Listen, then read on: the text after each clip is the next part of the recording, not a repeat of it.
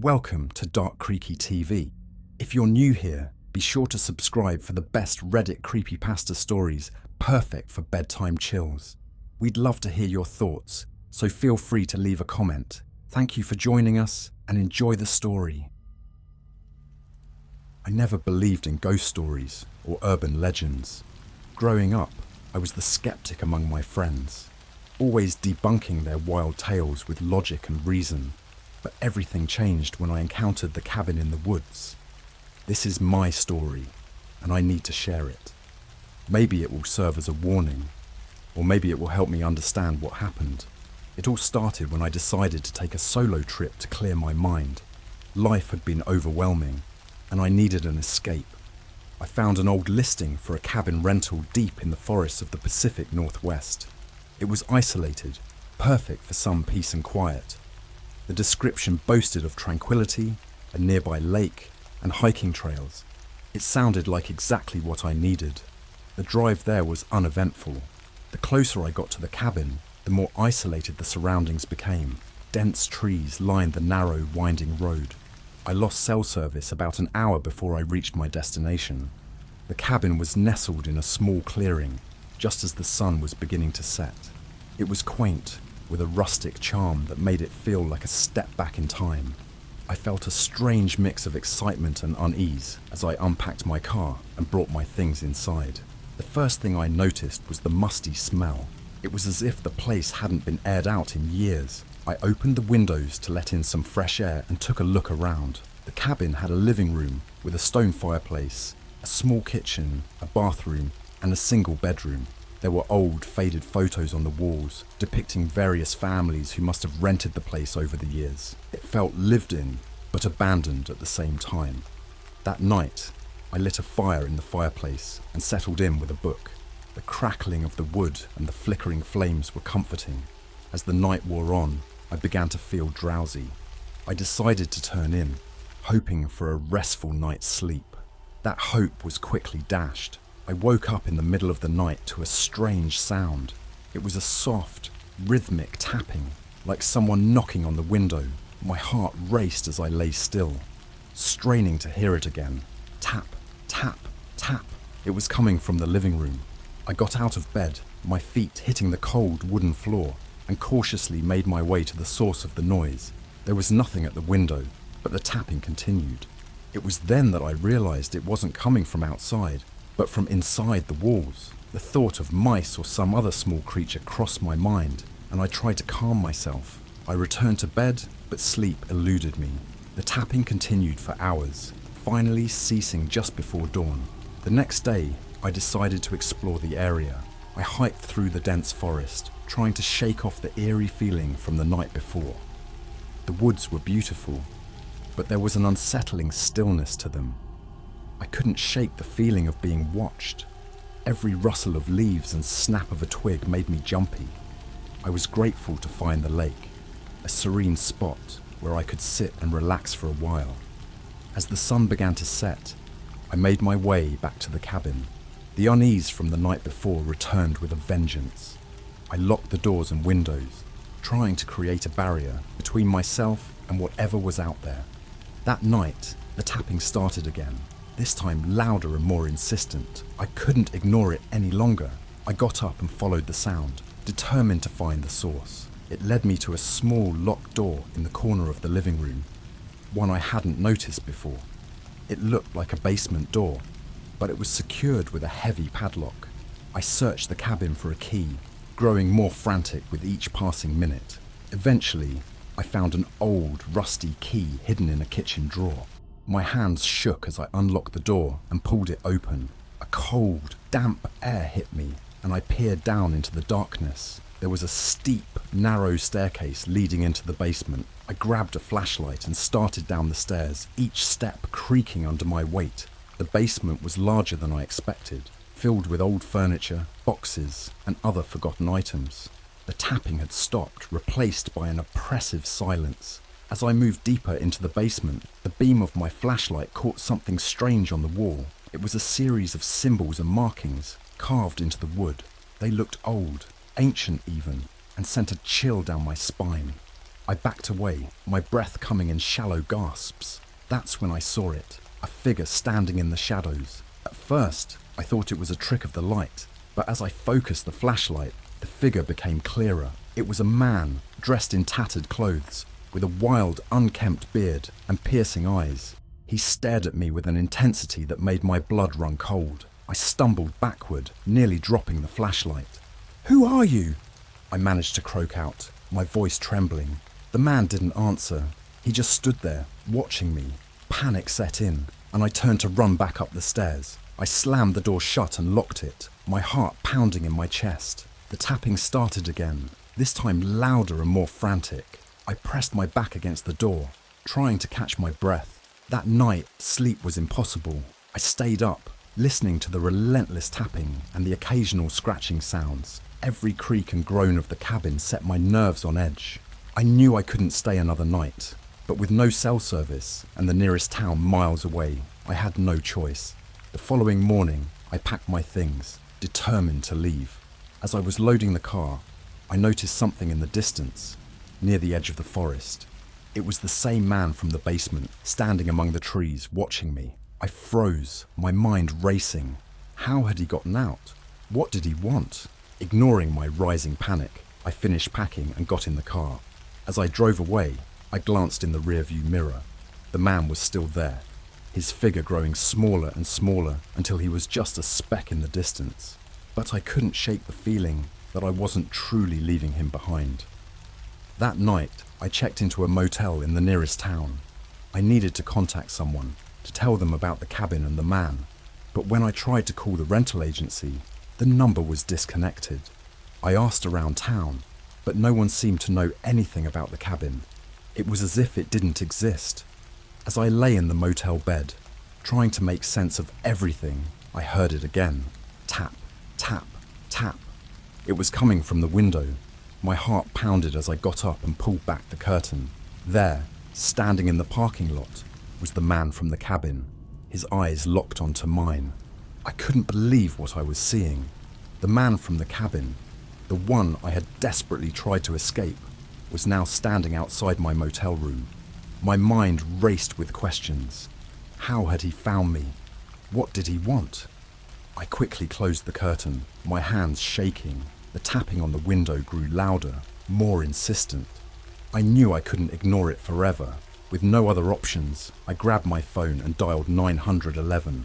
As I explained the situation to the dispatcher, I felt a growing sense of dread. They promised to send someone, but I knew it would take time. I was on my own until help arrived. I kept my eyes on the door, half expecting it to burst open at any moment. Minutes felt like hours as I waited.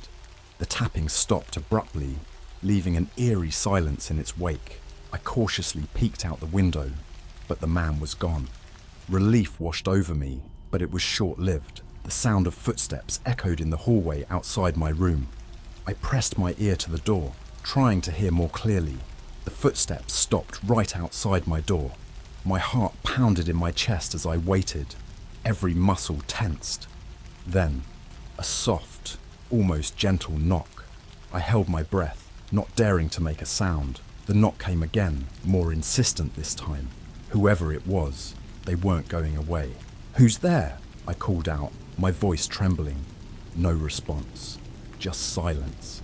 I glanced at the clock. Where were the police?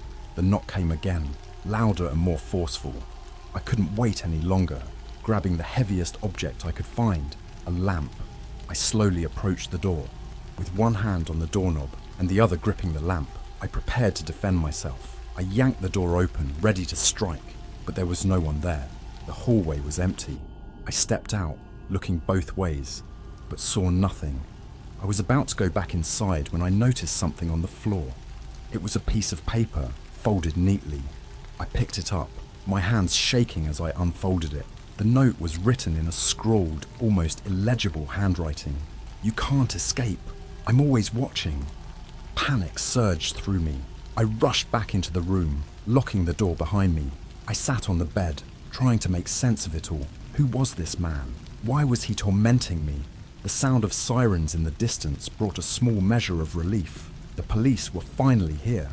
2 officers arrived, and I explained everything about the cabin, the man, and the note. They searched the area but found no sign of anyone. They assured me they would patrol the area and advised me to stay inside.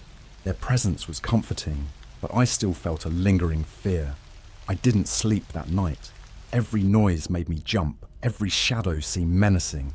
I kept the lamp close, ready to defend myself. Morning couldn't come soon enough. The next day, I decided to leave the motel and head home. I needed to put as much distance between myself and that cabin as possible.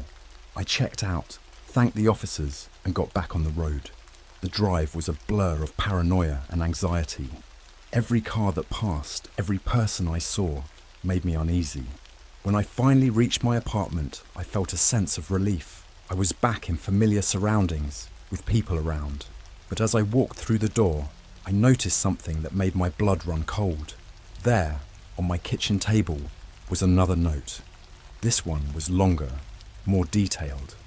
"You think you're safe? You're not. I'm everywhere. I know where you live. I know your routine. You can't hide from me."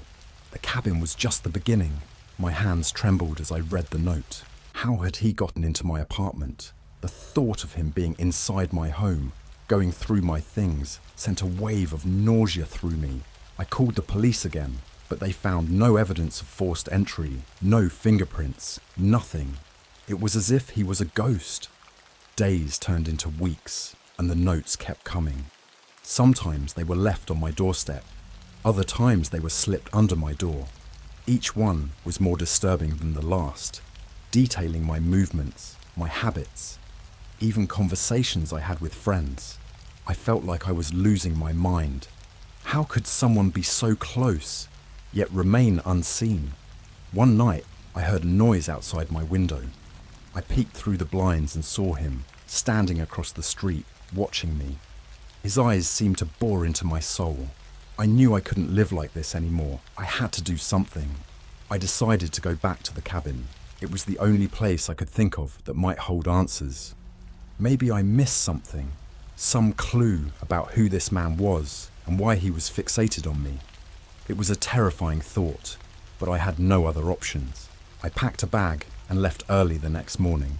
The drive back to the cabin was filled with a sense of dread, but also a grim determination. I had to face my fear and put an end to this nightmare. When I arrived, the cabin looked just as I had left it. The same eerie stillness surrounded it. I stilled myself and went inside.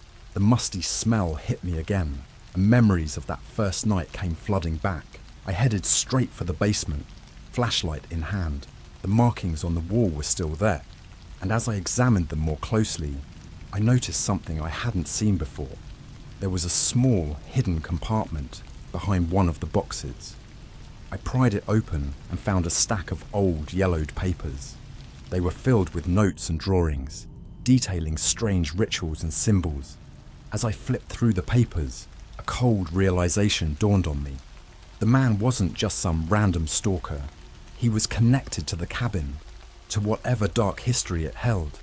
The symbols, the markings, they were part of something much larger, something ancient and malevolent. Before I could process it further, I heard footsteps behind me.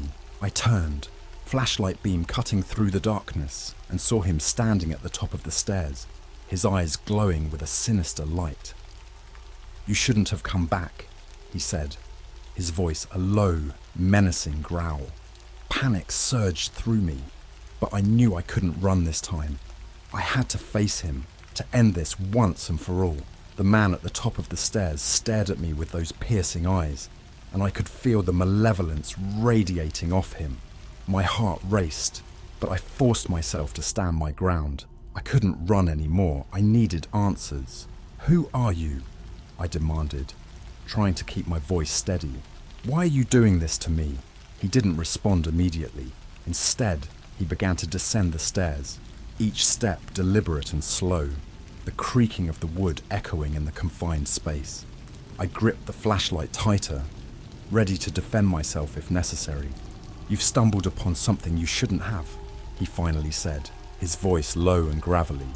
"This place, this cabin, it holds secrets, secrets that were never meant to be found. I glanced at the old papers in my hand. The strange symbols and rituals. What is this? Some kind of cult? He chuckled, a cold, humourless sound. Something like that. It's been here for centuries, long before the cabin was built. The people who lived here, they worshipped something dark, something ancient, and they left behind their rituals, their ways of summoning it. I felt a chill run down my spine. Why are you here? Are you part of this? He took another step forward, and I instinctively backed away. I'm not like them, he said. I'm a guardian of sorts. My job is to keep people like you from uncovering the truth. What truth? I asked, frustration and fear mingling in my voice. He looked at me, his eyes filled with a strange mix of pity and anger. That some things are better left buried. That curiosity can lead to destruction. You should never have come here. Now it's too late. Before I could react, he lunged at me. I swung the flashlight, but he was faster, stronger. He knocked it from my hand, and we both tumbled to the ground. In the struggle, I managed to land a kick to his side, giving me a moment to scramble to my feet. I ran up the stairs, my heart pounding, and slammed the basement door behind me. I could hear him pounding on the other side, trying to break through. I needed to get out of there, to get help. I grabbed my bag and rushed out of the cabin, not daring to look back. The forest was dark and foreboding, but I had no choice. I ran, branches scratching my face and arms, the underbrush tangling at my feet. I had no idea where I was going. I just needed to put as much distance between me and that cabin as possible. After what felt like hours, I stumbled upon a small clearing. Exhausted and out of breath, I collapsed to the ground. I could still hear the pounding of my heart, the adrenaline coursing through my veins. I couldn't stop thinking about what the man had said, about the dark history of the cabin. What had I uncovered? As I sat there, trying to catch my breath, I heard a noise, a soft rustling in the bushes nearby. I froze, my mind racing with possibilities. Was it him? Had he followed me? To my relief, a figure stepped out of the shadows, but it wasn't the man from the cabin. It was an older woman, her hair white and eyes kind, though filled with concern. "Are you all right?" she asked, her voice gentle but firm. I nodded, still too shaken to speak. She helped me to my feet and led me back to her small cottage, not far from the clearing. It was cozy, a stark contrast to the cold, foreboding cabin. She made me a cup of tea and sat with me as I told her everything about the cabin, the man, the notes. She listened intently, her expression growing more serious with each word. When I finished, she sighed heavily. "You've encountered something very old, very dangerous," she said. The cabin was built on sacred ground, a place where dark rituals were performed long ago. It's said that the spirits of those who perform the rituals still linger, protecting their secrets. "Who is that man?" I asked. "He said he was a guardian." She nodded. "In a way, he is. There have been many like him over the years, people who are drawn to the cabin, who feel a compulsion to protect it. But they're not truly alive, not in the way we understand. They're bound to the place, part of its curse." I shuddered. How do I stop this? How do I get him to leave me alone? She looked at me with sad eyes. There's no easy answer. The spirits are powerful, and they don't let go easily. But there might be a way to break the curse, to free yourself from their grasp. It will be dangerous, and it will require great courage. "What do I need to do?" I asked, desperation creeping into my voice. She handed me a small old book. "This contains the rituals, the symbols you need. You must return to the cabin and perform the counter-ritual to cleanse the place of its dark energy. It's the only way." The thought of going back filled me with dread, but I knew I had no choice. If I wanted to end this nightmare, I had to face it head-on. I spent the next few hours studying the book, memorizing the rituals and symbols. The woman, whose name was Margaret, gave me supplies and guidance, but she warned me that the spirits would not go quietly. As dawn approached, I steeled myself for what lay ahead. I knew the journey back to the cabin would be perilous, but I had no other options. With the book in hand and Margaret's words echoing in my mind, I set out. determined to put an end to the horror that had taken over my life. The walk back was long and filled with a sense of foreboding. Every step brought me closer to the cabin, and with it, the overwhelming sense of dread returned. I reached the clearing just as the sun was setting, casting long shadows across the ground. The cabin loomed before me, dark and menacing. I took a deep breath and walked inside, the air heavy with the smell of decay. I headed straight for the basement, flashlight and book in hand. I knew the man would be waiting for me, but I was ready. As I descended the stairs, the tapping started again, louder and more frantic than before. The man stood at the bottom, his eyes glowing with anger. "You shouldn't have come back," he growled. "I have to end this," I said, my voice shaking but resolute. He lunged at me, but this time I was prepared. I dodged his attack and began the ritual, chanting the ancient words, drawing the symbols with chalk. He howled in rage, but he couldn't touch me. The air grew colder, the lights flickered, and the cabin seemed to tremble. The ritual took what felt like hours, but finally the symbols began to glow, and a blinding light filled the basement. The man screamed, a sound of pure agony, and then he was gone. The light faded, and I was left standing in the silence. The oppressive weight lifted. I stumbled out of the cabin, exhausted but victorious. The forest was quiet, the air fresh and clean. I knew the nightmare was over. As I made my way back to Margaret's cottage, I felt a sense of peace for the first time in weeks. The cabin's dark secrets had been buried and I was free. The sense of peace was fleeting.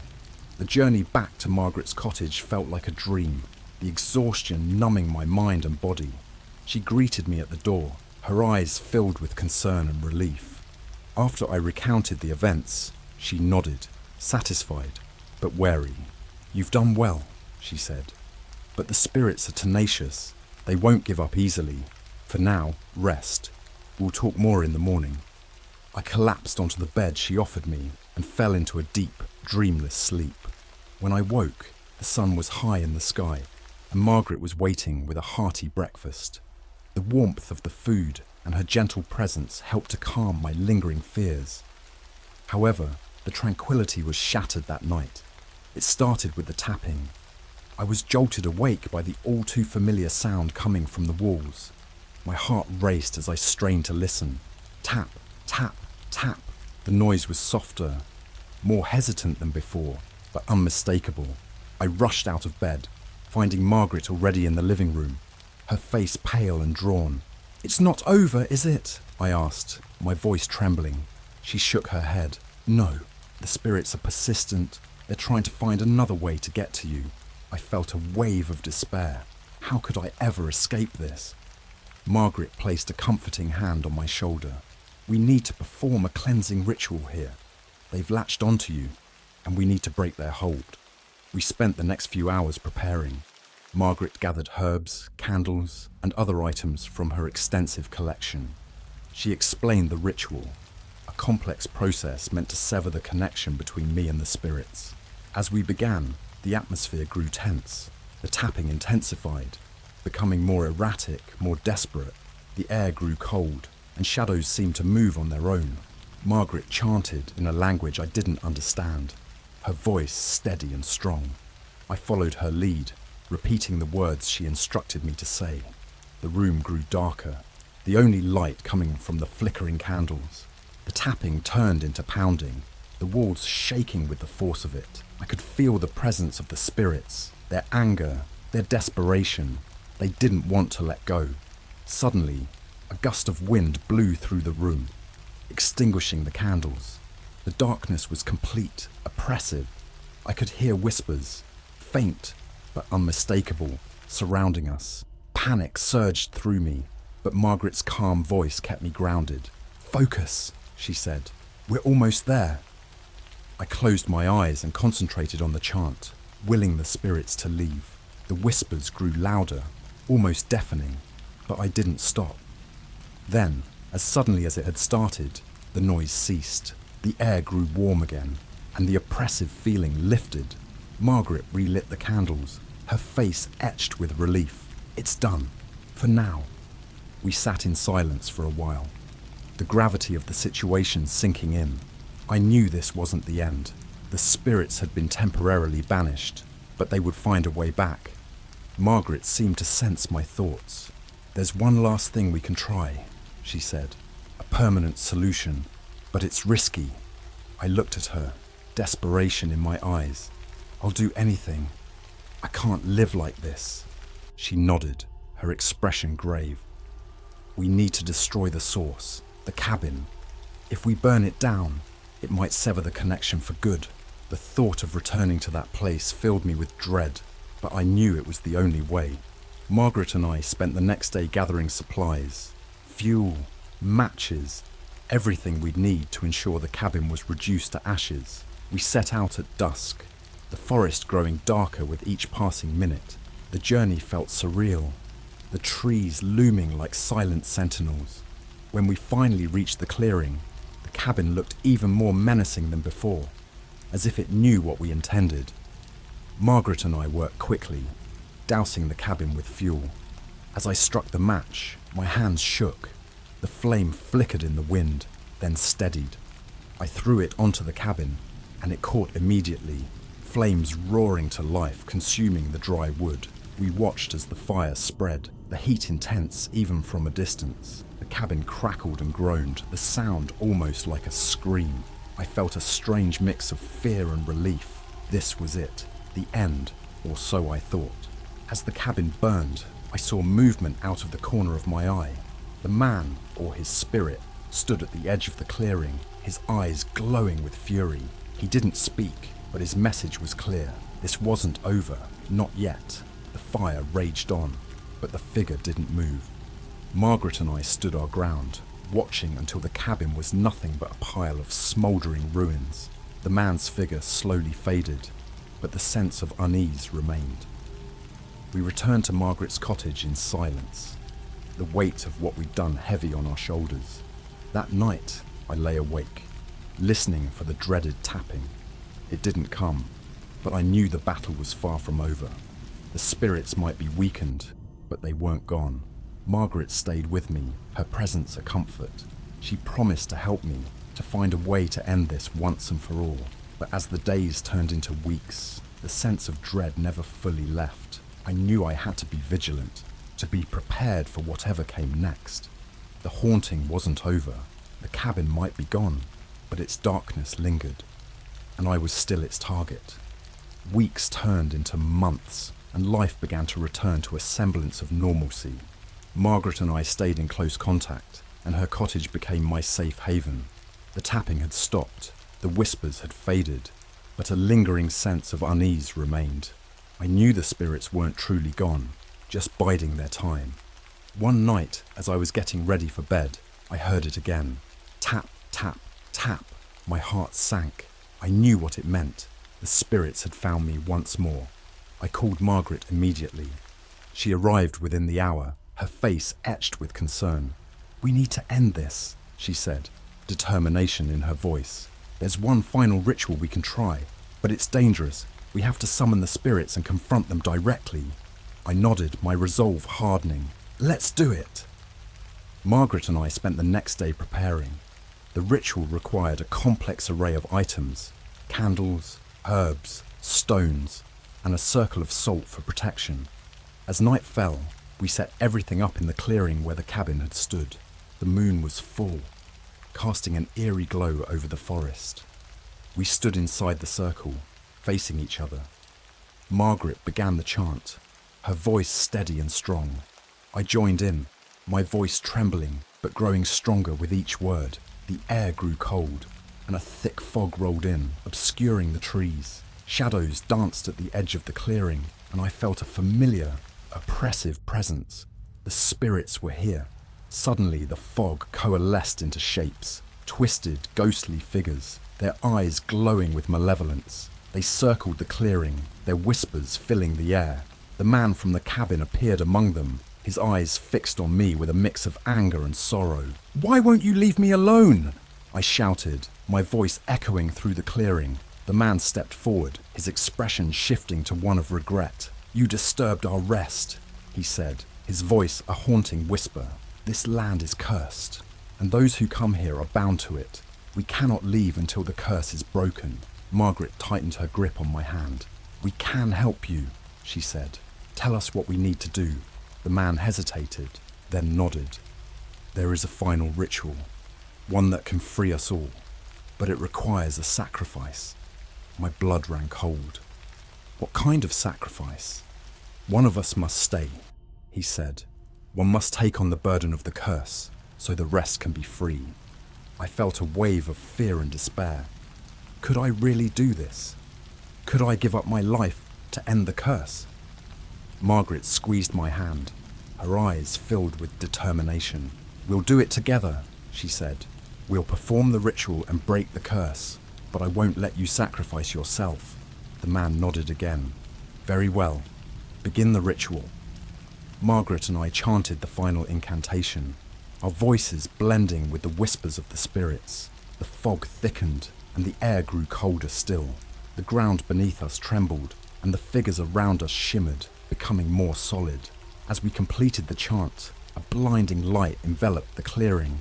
I felt a surge of energy, as if the very essence of the land was being drawn into me. The spirits cried out, their voices filled with both pain and relief. The man stepped forward, his figure now clear and solid. Thank you, he said, his voice filled with genuine gratitude. You have freed us. The light intensified, and I felt myself being lifted, my body weightless. I closed my eyes, the sensation overwhelming.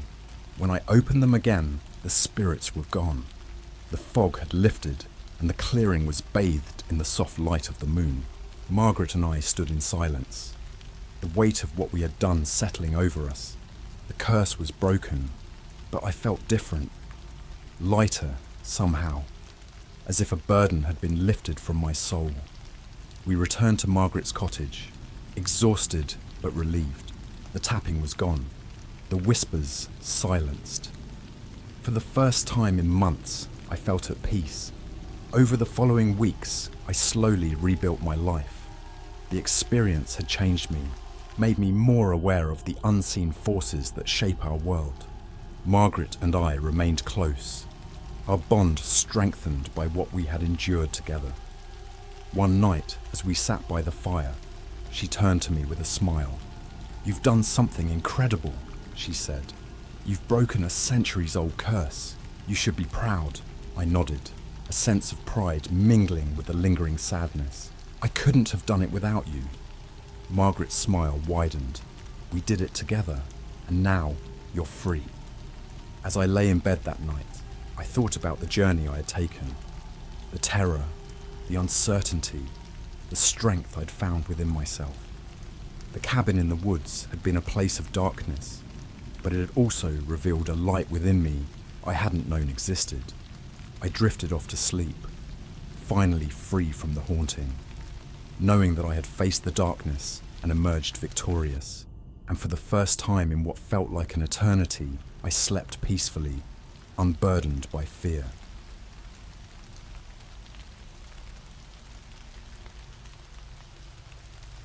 I've been hesitant to share this, but I need to get it off my chest. I think I died in another universe, and now I'm living in a world where fragments of my past lives bleed into my consciousness.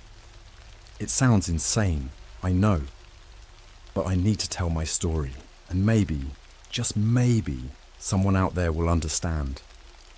It all started a few months ago. I woke up one morning with a pounding headache and a vague sense of unease. It felt like a hangover, but I hadn't had anything to drink the night before. I shook it off, took some painkillers, and went about my day. But that feeling of unease never went away. The first real sign that something was wrong happened at work. I'm an accountant, and my job is pretty routine. Numbers, spreadsheets, tax forms. Nothing out of the ordinary. But that day, as I was entering some data, I noticed something strange. The numbers on my screen started to shift and blur, like they were being viewed through a heat haze. I blinked and rubbed my eyes, but it didn't stop. Then, just as suddenly as it started, it stopped. Everything was back to normal. I chalked it up to stress and kept working. But that night, I had the first of many strange dreams. I was standing on the edge of a cliff, looking down at a vast churning sea. The sky was dark and the wind was howling. I felt a strange pull, like something was calling me from the depths of the water. I stepped forward, and just as I was about to plunge into the abyss, I woke up. The dreams continued, each one more vivid and disturbing than the last. I saw myself in different places, different times, but always with that same sense of unease. Sometimes I was in a bustling city, surrounded by people speaking a language I didn't understand. Other times I was in a desolate wasteland, the air thick with the smell of decay. Each time I woke up drenched in sweat, my heart pounding. Things got worse when I started seeing things while I was awake. I would catch glimpses of people out of the corner of my eye, but when I turned to look, there was no one there. I started hearing whispers, faint but insistent, like a distant radio station just out of tune. I couldn't make out what they were saying, but the tone was always urgent, almost pleading. One evening, I was walking home from work when I saw her for the first time, a woman standing on the corner of my street. She was dressed in old-fashioned clothes, like something out of a black and white movie. Her eyes were wide and unblinking, fixed on me. I stopped in my tracks, my heart racing. She didn't move, didn't say anything. She just stood there, watching me. I blinked and she was gone. But the image of her haunted me. I started seeing her everywhere, in the reflections of windows, in the shadows of alleyways. Always watching, never speaking. I tried to tell myself it was just my imagination, but deep down, I knew something was very wrong. The final straw came one night when I was lying in bed, trying to fall asleep. I felt a sudden, intense pressure on my chest, like something was sitting on me.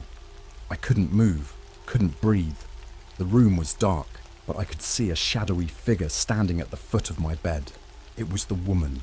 She leaned over me, her face inches from mine. Her eyes were empty, hollow voids. She whispered something, but I couldn't understand her. Then, just as suddenly as it started, the pressure lifted, and she was gone. I didn't sleep at all that night.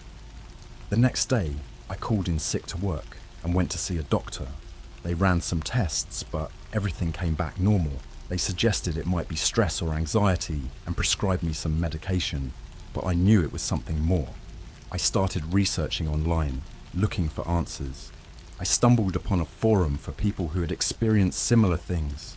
They called it quantum immortality, the idea that when you die in one universe, your consciousness shifts to another. It sounded like science fiction, but it resonated with me. It explained the dreams, the visions, the sense of unease. I reached out to some of the forum members, and they shared their stories. Some were eerily similar to mine. They talked about fragments of memories, glimpses of other lives. They mentioned the feeling of being watched, the whispers, the shadowy figures. One member, who went by the username Ghostwalker, stood out to me. He claimed to have been through dozens of these shifts, and he offered to help me. We started communicating regularly, and he guided me through some exercises to help me ground myself in this reality. It helped, but only a little. Then, one night, Ghostwalker sent me a message that chilled me to the bone. He said he had been watching me, that he could see my shifts. He warned me that the woman I was seeing was not just a hallucination. She was a harbinger, a sign that something was coming for me. I didn't know what to believe anymore. My life was unraveling, and I felt like I was losing my mind. I started keeping a journal, documenting everything that was happening. I hoped that by writing it down, I could make sense of it all. But things only got worse. The dreams became more frequent, more intense. I started waking up with strange marks on my body, bruises and scratches that I couldn't explain. The whispers grew louder, more insistent. I felt like I was being pulled in 100 different directions. Fragments of my past lives crashing into each other. And through it all, the woman was always there, watching, waiting. I could feel her presence even when I couldn't see her. It was like she was a part of me, a dark shadow that I couldn't escape. I'm terrified of what comes next. I don't know how much more I can take. I feel like I'm standing on the edge of that cliff again. about to plunge into the abyss, and this time, I'm not sure I'll wake up. After sharing my experiences with Ghostwalker, I thought I might find some solace or at least a roadmap to understanding what was happening to me. Instead, his warnings and my own escalating experiences only deepened my sense of dread. It was like living in a perpetual twilight, where the boundaries between reality and nightmare were dissolving. I began to notice subtle changes in my surroundings, small details that didn't seem right. Street names would change overnight. People I knew would act differently, and sometimes they wouldn't recognize me at all. The more I paid attention, the more discrepancies I found. It was as if the world around me was unstable, constantly shifting. One particularly disturbing incident happened at my office. I walked in one morning, only to find that my desk was gone. Not just my desk, but my entire workspace was replaced with a break room I had never seen before. My colleagues looked at me like I was crazy when I asked about it. They insisted that it had always been a break room. Feeling disoriented and gaslighted, I left work early that day. That night, I had another one of those dreams. I was in a dark, endless hallway lined with doors. Each door was slightly ajar, revealing glimpses of different worlds, some familiar, some alien. As I walked past them, I could hear voices, snippets of conversations, and eerie laughter. One door in particular drew me in. When I peeked inside, I saw myself lying in a hospital bed, surrounded by people I didn't recognize. They were crying, and one of them whispered, "He's gone." I woke up with a jolt, the sound of their mourning still echoing in my ears. I checked my body for new marks and found a deep scratch on my arm, one that hadn't been there the night before. The line between my dreams and reality was blurring, and I was scared to fall asleep again. My isolation grew as I struggled to maintain any semblance of normalcy. Friends and family noticed the changes in me, but their concern only made things worse. They suggested therapy, which I tried, but it didn't help. The therapist listened patiently, but I could see the skepticism in her eyes. How could I explain that I was slipping between worlds without sounding delusional? Ghostwalker continued to be my only confidant. He insisted that I was experiencing quantum immortality at an accelerated rate, and that the woman I kept seeing was a sentinel, a guardian of sorts, ensuring that I stayed within the bounds of this new reality. He warned me to avoid her at all costs. But how do you avoid something that can appear anywhere, anytime? One evening, I decided to confront her. I needed answers, and she seemed to be the key. I set up a video camera in my bedroom, hoping to capture something tangible. That night, as I lay in bed, the familiar pressure on my chest returned. I struggled to breathe, my body paralyzed. She appeared at the foot of my bed, her hollow eyes boring into mine. "Why are you doing this to me?" I managed to choke out. Her lips moved, but no sound came out. Instead, I felt her words inside my head, a cold, invasive whisper. "You are not supposed to be here." With immense effort, I broke free from the paralysis and reached for the camera. The moment I moved, she vanished. I reviewed the footage, my hands shaking. There she was, standing at the foot of my bed, her figure slightly blurred but undeniably present. But the audio was distorted, her words unintelligible. Armed with this proof, I went back to the forum, desperate for more guidance. Ghostwalker responded quickly, more frantic than before. He insisted that I needed to find the point of divergence, the moment my consciousness shifted to this world. He believed that if I could pinpoint it, I might be able to stabilize my reality. I pored over my journal, trying to identify the exact moment everything started to go wrong. It all led back to that morning with the headache, but I couldn't recall anything unusual before that. Frustrated, I decided to visit my old neighborhood, hoping to jog my memory. Walking through the familiar streets, I felt a strange sense of displacement. The houses looked the same, but they felt different, like they were replicas of my memories. I approached my childhood home, and as I stood there, a flood of memories overwhelmed me. Birthday parties, family dinners, late-night homework sessions. But there was something else, a memory that didn't belong. I saw myself, as a child, standing in the backyard. There was a man with me, a man I didn't recognize. He knelt down and handed me a small, intricate box. "This will protect you," he said. His voice was soothing, yet it sent chills down my spine. I snapped back to the present, the memory fading, but leaving a lingering sense of unease. Who was that man?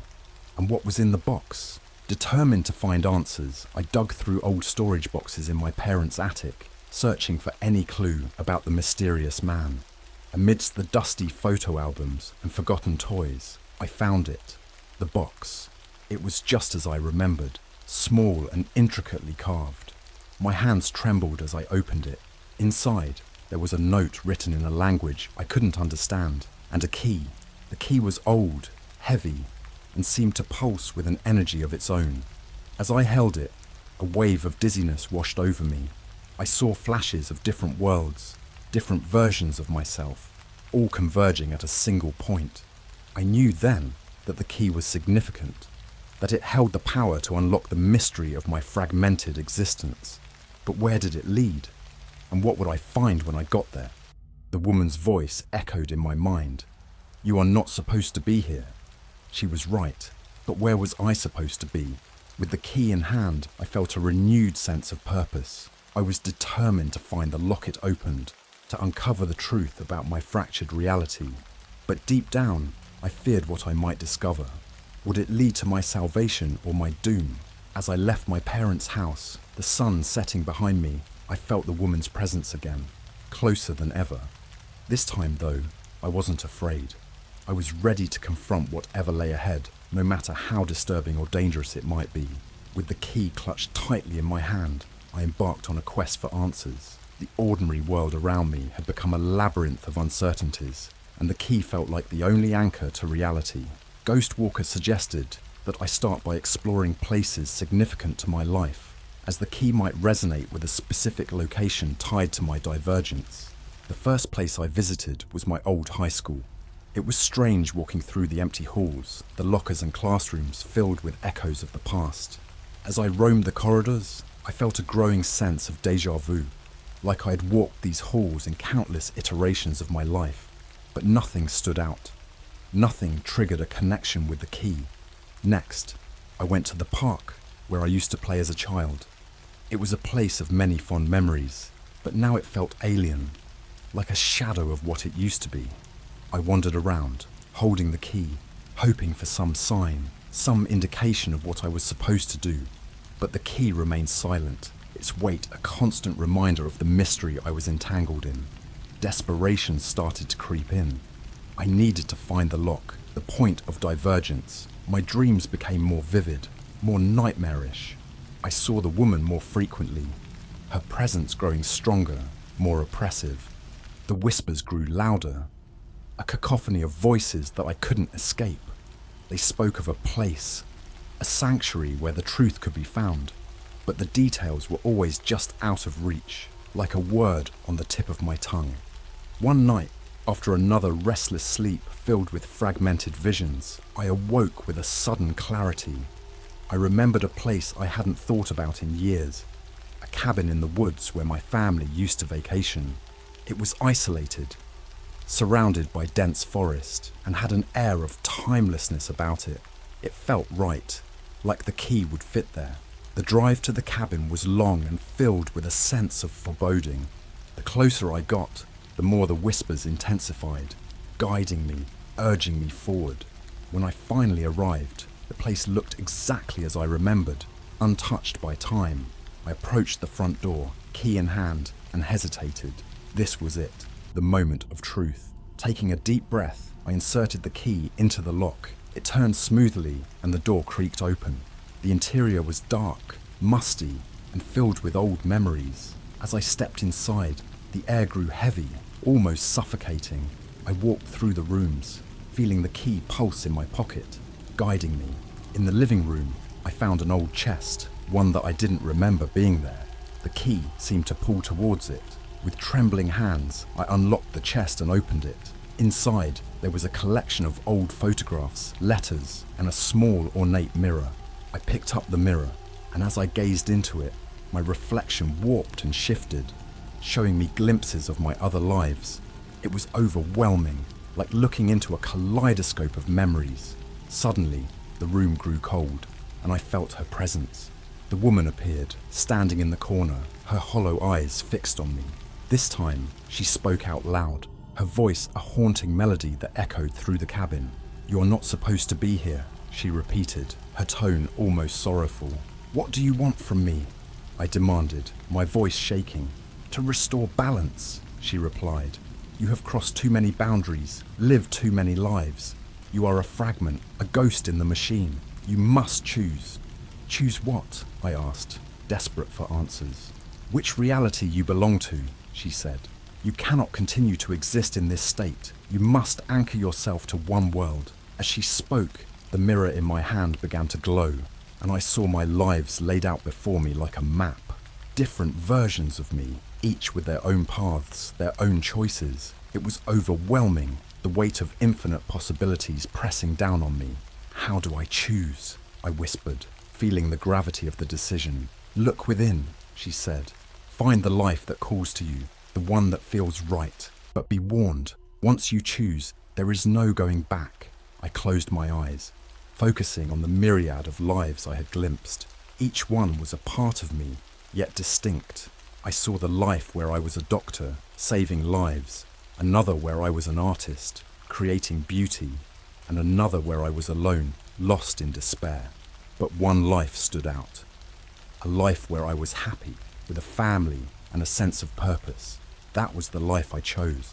I opened my eyes, and the mirror's glow intensified, enveloping me in light. The woman nodded, a sad smile on her lips, and then everything went dark. When I awoke, I was lying on the floor of the cabin. The mirror shattered beside me. The key was gone, and the cabin felt different, more real. I knew I had made my choice, anchored myself to this reality. But as I stood up and looked around, I couldn't shake the feeling that something was still watching me, that the boundaries between worlds were thinner than ever. The whispers had stopped, but the sense of unease remained. I left the cabin, feeling both relieved and unsettled. I had chosen my reality, but the fragments of my past lives still lingered in my mind. I knew I had to live with the consequences of my choice, to navigate this world with the knowledge of what lay beyond. As I drove away, I glanced in the rearview mirror and saw her standing at the edge of the forest, watching me. Her presence was a reminder that some doors, once opened, can never be fully closed. I had anchored myself to this life, but the shadows of my past would always be with me, a constant reminder of the thin veil between worlds and the fragility of our reality. The days following my decision at the cabin were both a blessing and a curse. On the surface, my life seemed to stabilize. The whispers ceased, the visions faded, and the woman's haunting presence receded into the background. Yet, the knowledge of my fragmented past remained, an ever-present shadow lurking at the edges of my consciousness. I returned to my everyday routine, but everything felt slightly off-kilter. My colleagues at work treated me the same, yet different. Small details in my office, like the arrangement of desks or the colour of the walls, were not quite how I remembered. It was as if I had stepped into a parallel version of my life, close enough to my memories to be familiar, but different enough to feel alien. My sleep, once a sanctuary, became a battleground. Though the vivid nightmares had stopped, I was plagued by restless, fragmented dreams. Faces of people I had never met, places I had never been, and events I had never experienced flitted through my mind each night. I would wake up drenched in sweat, my heart racing, and a deep sense of loss and confusion gnawing at me. The most disturbing aspect was the occasional slip, a brief moment when reality seemed to warp around me. I would be in a meeting at work, and for a split second, the room would change. The people around me would morph into strangers, their voices speaking in languages I couldn't understand.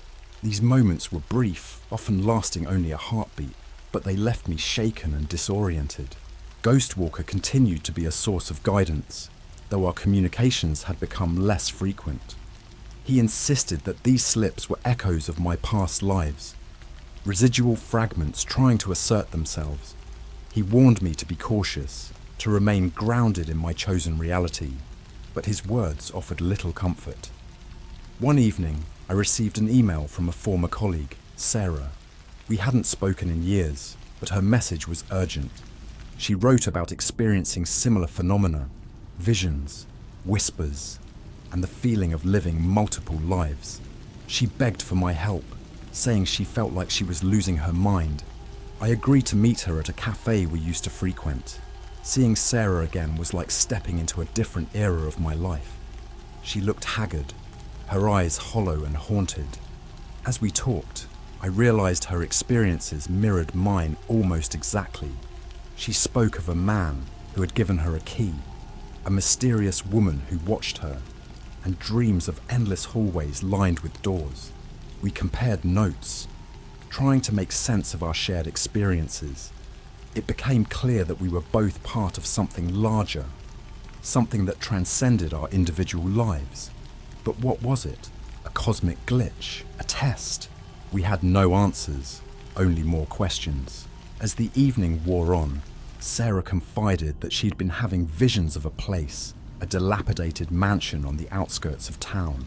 She felt drawn to it, convinced that it held the key to understanding our fragmented realities. Despite my reservations, I agreed to accompany her. It felt like our paths were converging towards a final, inevitable confrontation. The mansion was exactly as she described, ancient, crumbling, and filled with an oppressive aura. As we stepped inside, the air grew heavy and the whispers returned, faint but insistent. The interior was a labyrinth of decaying rooms and dark corridors, each step echoing with the weight of forgotten memories. We explored cautiously, the mansion's eerie silence amplifying our fear. In one room, we found a collection of old photographs, each depicting different versions of the same people. Faces familiar yet altered stared back at us, their eyes filled with a knowing sadness. It was like looking at snapshots from alternate realities. In the center of the mansion, we discovered a grand staircase leading to a basement. The air grew colder as we descended, and the whispers intensified, forming a cacophony of voices. At the bottom, we found a large, ornate door, covered in intricate carvings that seemed to pulse with a life of their own. Sarah produced a key identical to the one I had used at the cabin. As she inserted it into the lock, I felt a surge of energy, a connection to the countless lives I had glimpsed. The door creaked open, revealing a vast, dark chamber filled with mirrors. Each mirror reflected a different version of us, some familiar, others grotesque distortions. It was a hall of horrors, a testament to the myriad possibilities of our existence. In the center of the chamber stood the woman, her presence more palpable than ever. "You should not be here," she intoned, her voice resonating with a power that shook the walls. "We need answers," I demanded. "Why is this happening to us?" The woman's expression softened, her hollow eyes filled with a sorrowful wisdom. "You are fragments, pieces of a puzzle that spans countless realities. The key you hold is a conduit, connecting you to the infinite possibilities of existence. But with each shift, you destabilize the fabric of your reality." "How do we fix this?" Sarah asked, her voice trembling. "You must choose," the woman replied. "Find the reality where your souls are most at peace, where your presence does not disrupt the balance. Once you choose, you must let go of all other possibilities." As she spoke, the mirrors around us began to glow, each reflecting a different path. I saw myself in countless variations, happy, sad, successful, and defeated. The weight of the decision pressed down on me, and I knew that whatever choice I made would be final. Sarah and I exchanged a look, understanding that our fates were intertwined. Together, we stepped towards the mirrors, each of us searching for the life that called to us. I found mine, a reflection of a life filled with love and purpose, a life where I felt whole. I reached out, and as my hand touched the mirror, a blinding light enveloped me. I felt myself being pulled, the sensation of countless lives converging into one. When the light faded, I was back in my chosen reality. The whispers gone, the woman's presence a distant memory. Sarah and I stood in the mansion's basement, the door behind us closed. We had made our choice, anchored ourselves to the lives we were meant to lead. The echoes of our past lives lingered, but they no longer held power over us. We left the mansion, the weight of our journey lifting with each step. I knew that the shadows of my past would always be with me, but I also knew that I had the strength to face whatever lay ahead. As we parted ways, I felt a sense of peace, a newfound clarity that grounded me in my chosen reality. I returned to my life, ready to embrace the future with a renewed sense of purpose. The fragments of my past were a part of me, but they no longer defined me. I was whole, anchored in a world where I belonged. But deep down, I knew that the thin veil between realities could be pierced at any moment.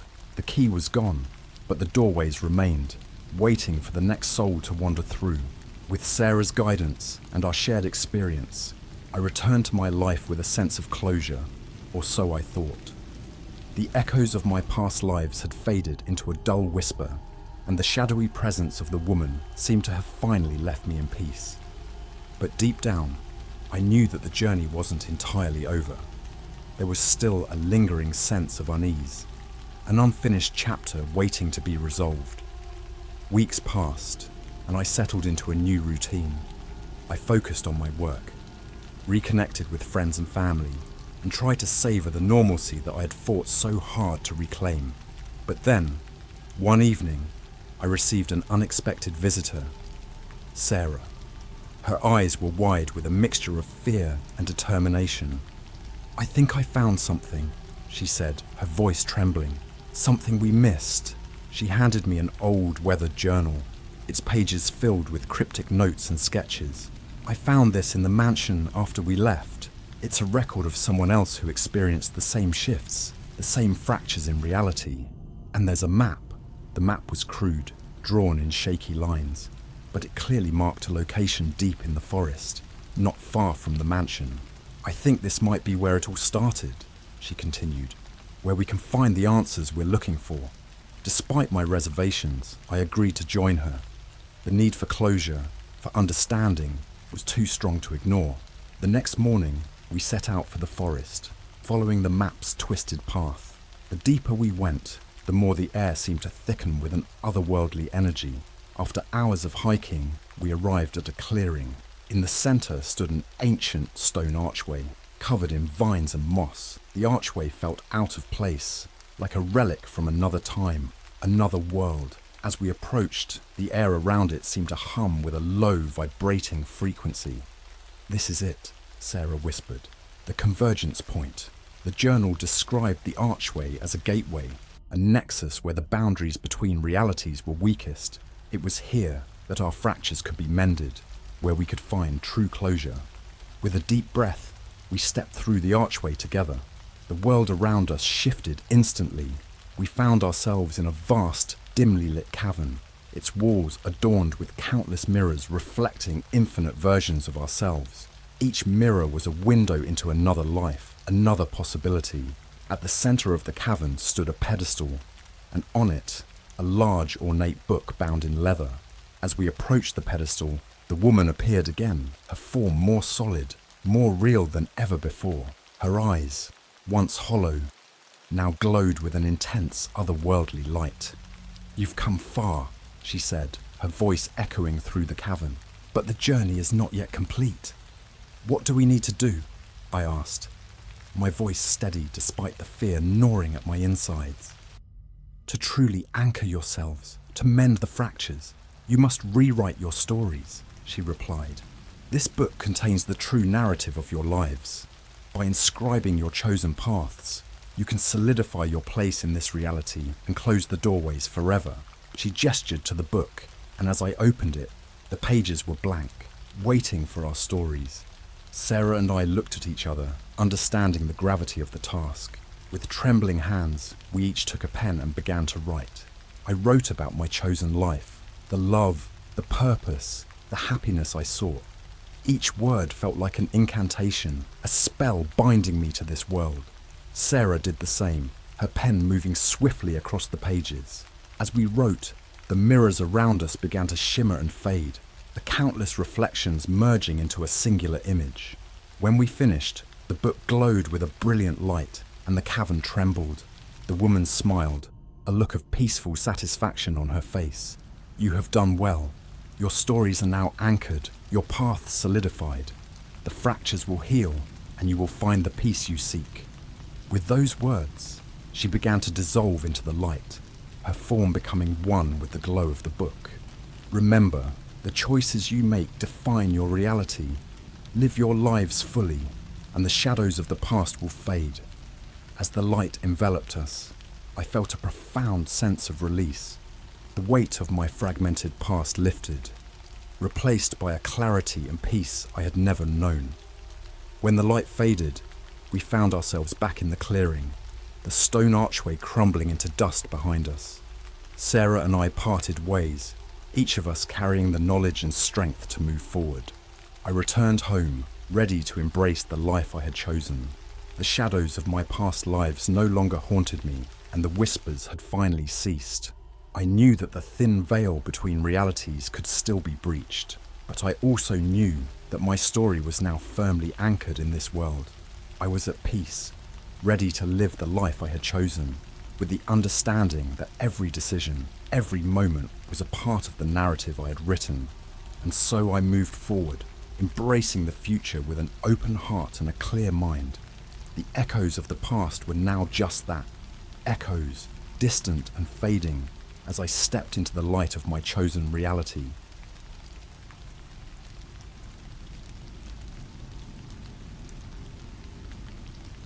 I've never been one to believe in the supernatural. Ghosts, ghouls, and things that go bump in the night were always just stories to me, until the summer I turned 4. It's strange, the things you remember from your childhood. For me, it's the smell of pine trees, the creak of the old rocking chair on my grandmother's porch, and the haunting presence of the man on the horse. My grandmother lived in a small, secluded town in the mountains, the kind of place where everyone knew everyone else, and time seemed to stand still. Her house was an old, creaky thing, filled with the scents of baking bread and lavender.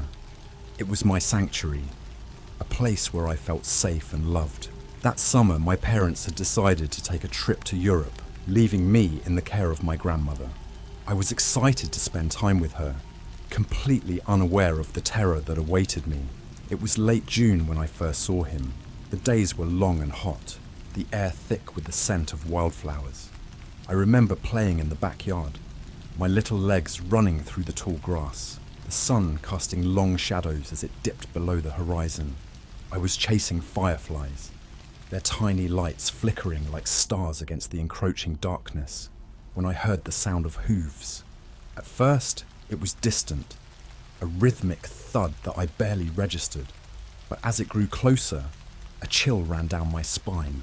I turned towards the sound, expecting to see a neighbour's horse, or maybe a stray from a nearby farm. Instead, what I saw made my heart stop. A man on a black horse stood at the edge of the forest, just beyond the reach of the setting sun's light.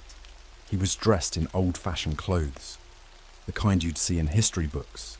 Dark trousers, a long coat, and a wide-brimmed hat that cast a shadow over his face. His posture was rigid, almost statuesque as he stared at me. Even from a distance, I could feel his eyes boring into me, cold and unyielding. I froze, unable to move or look away.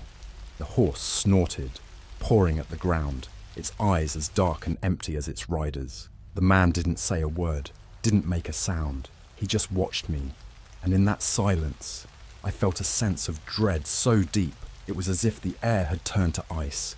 "Tommy! Dinner's ready!" My grandmother's voice broke the spell. I turned towards the house, my heart pounding in my chest. When I looked back, the man and his horse were gone, swallowed by the shadows of the trees. I tried to tell my grandmother about the man, but she dismissed it as a child's imagination. "You've been out in the sun too long," she said, ruffling my hair. "There's no one out there." That night, I couldn't sleep. Every creak of the house, every rustle of the leaves outside, seemed amplified in the darkness. I lay in bed, clutching my stuffed bear, my eyes glued to the window. The moon cast eerie shadows on the walls, and for a moment I thought I saw the silhouette of the horseman outside. But when I blinked, it was gone. The next few days passed uneventfully. I played in the yard, helped my grandmother in the garden, and tried to forget about the man on the horse. But the memory lingered, a shadow at the back of my mind. I avoided the edge of the forest, sticking close to the house where I felt safer. A week later, I saw him again. This time, it was late afternoon. I was sitting on the porch, drawing pictures with my crayons, when I heard the hooves. I looked up, my stomach twisting with fear. There he was, standing in the same spot, his eyes fixed on me. The sun was still up, but the shadows around him seemed darker, more menacing. I remember feeling a strange compulsion to go to him, to walk into the forest and see where he would lead me. I stood up, my crayons forgotten, and took a step towards him. But as I did, the horse reared up, letting out a terrifying scream. The sound snapped me out of my trance, and I stumbled back, tripping over my own feet. "Tommy, what's wrong?" My grandmother was at the door, her face etched with concern. I turned to her, tears streaming down my face. "The man on the horse," I sobbed. "He's back." She looked towards the forest, her eyes narrowing. "There's no one there, Tommy. It's just your imagination." But it wasn't my imagination. I knew what I had seen. And deep down, I knew that the man on the horse wasn't just a figment of my mind. He was real, and he was watching me. The rest of the summer passed in a blur. I saw the horseman several more times, always at the edge of the forest, always watching. I tried to avoid him, staying close to the house and refusing to go outside after dark. But no matter what I did, he was always there, a silent sentinel in the shadows. When my parents returned, I was relieved to leave my grandmother's house, but the memory of the horseman stayed with me, a dark cloud that followed me wherever I went. I tried to push it to the back of my mind, convincing myself that it was just a childhood nightmare. But as the years went by, the sightings continued. No matter where I was or what I was doing, the man on the horse would always find me. Now, as an adult, I realized that he's not just a ghost from my past. He's a part of my life, a constant presence that I can't escape. And the more I think about it, the more I understand that he's not just haunting me, he's waiting for something. What that is, I still don't know. But one thing is certain. The man on the horse is not done with me yet. Years passed and I grew up trying to forget about the man on the horse. Life moved on as it does, and I found ways to bury my fear under the normalcy of school, friends, and eventually work. But the man on the horse was never truly gone. He was a shadow, lurking in the corners of my mind, a ghost from my past that I desperately wanted to leave behind. I moved to the city after college, hoping that the bustling life and endless noise would drown out any lingering fears. For a while, it worked. I had a good job, a small apartment, and a circle of friends who made life feel full and vibrant. The mountains and my grandmother's house seemed like a distant memory, almost like they belonged to another lifetime. But the peace I found in the city was short-lived. It started with dreams, vivid, unsettling dreams that left me drenched in sweat and gasping for breath. I would find myself back in my grandmother's yard, the scent of pine and wildflowers heavy in the air. The sky would be a deep, foreboding grey, and I would hear the sound of hooves in the distance. I'd turn, and there he would be, the man on the horse, watching me with those same cold, empty eyes. I'd wake up before he could reach me, but the fear lingered, a sour taste in my mouth that I couldn't wash away. One night, I woke up to the sound of hooves. At first, I thought it was part of the dream, but as I sat up in bed, the sound continued. It was faint but unmistakable. a rhythmic thud echoing through the silence of my apartment. My heart pounded in my chest as I got out of bed and walked to the window. I lived on the 3rd floor, and from my window I could see the street below, lit by the soft glow of streetlights.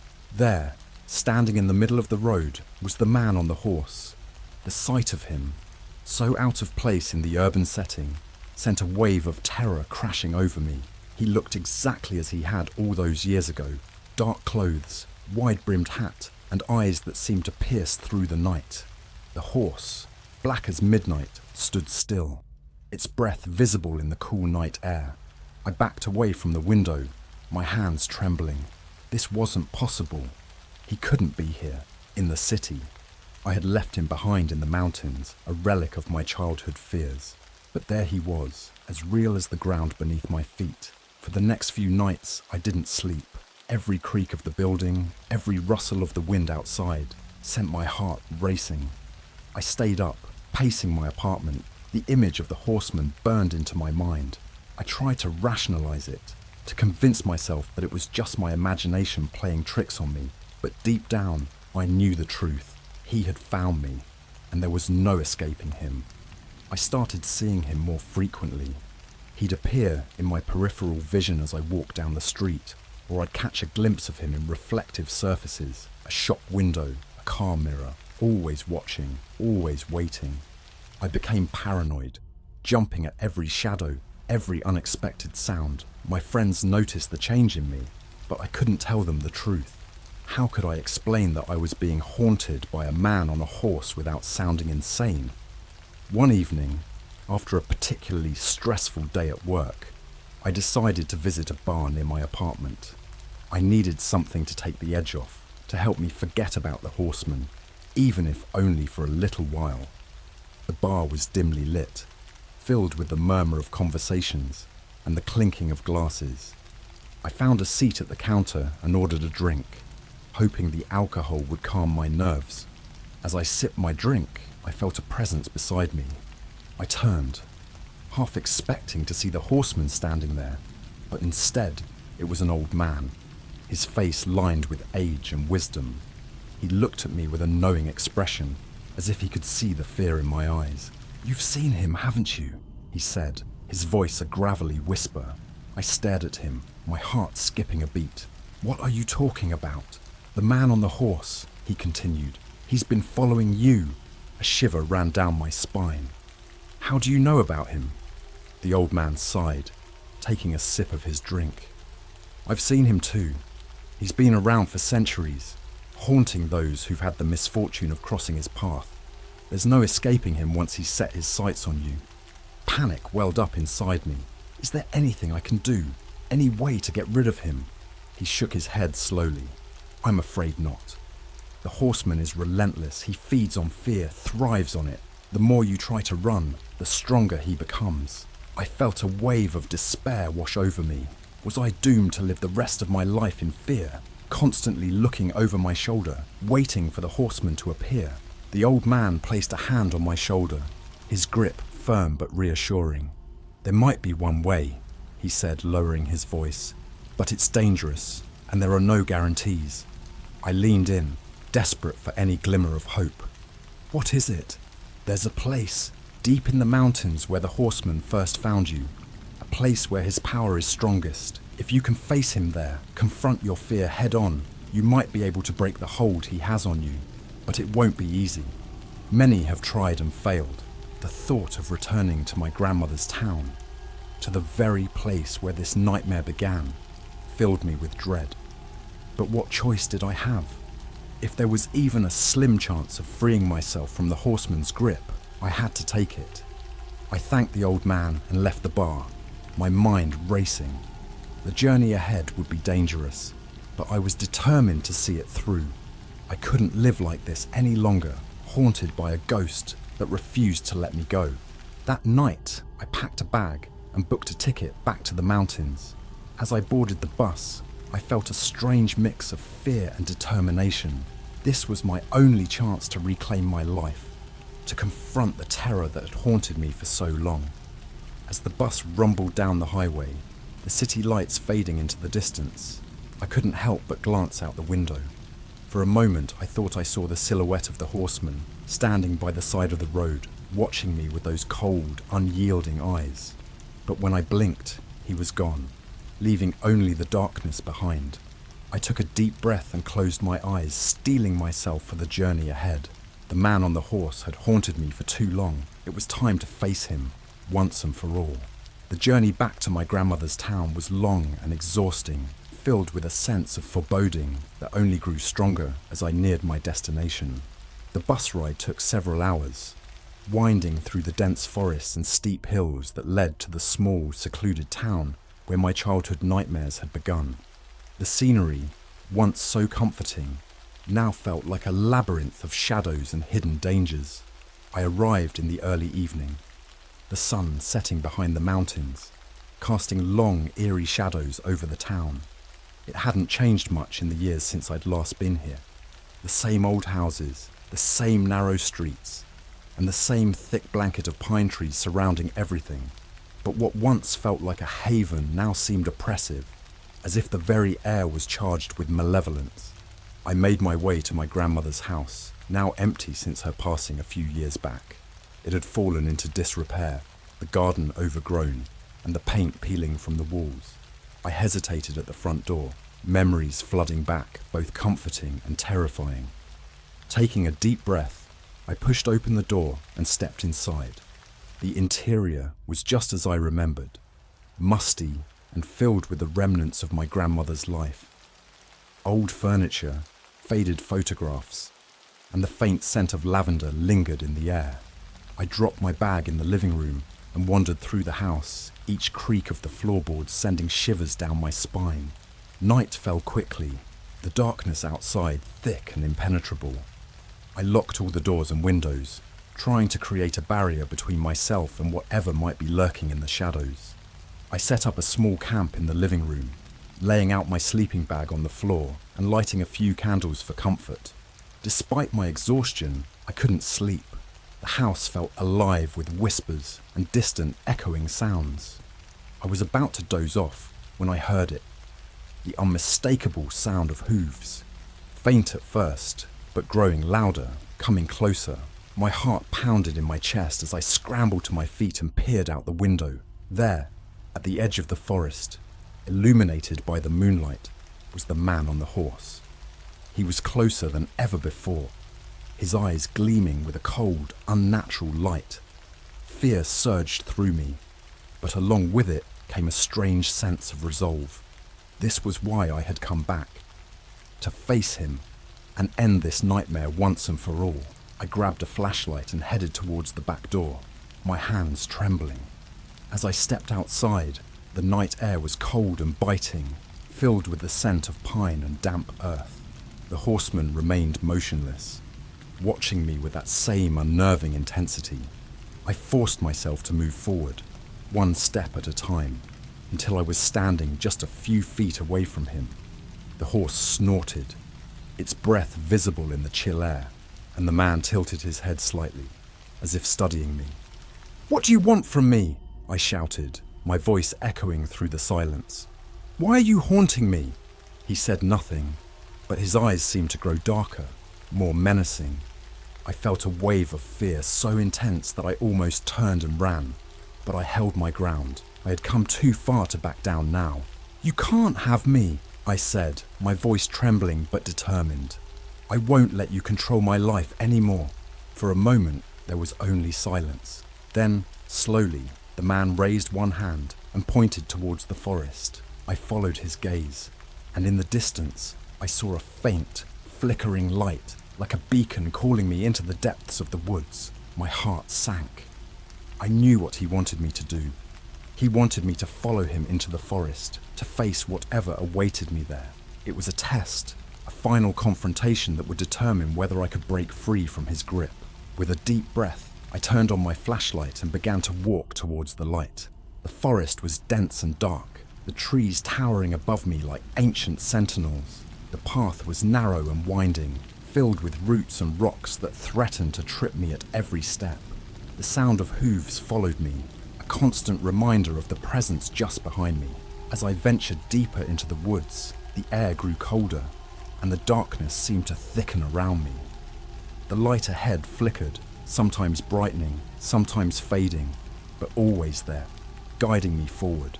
My mind raced with fear and doubt, but I kept moving, driven by a determination to end this once and for all. After what felt like hours, I reached a small clearing.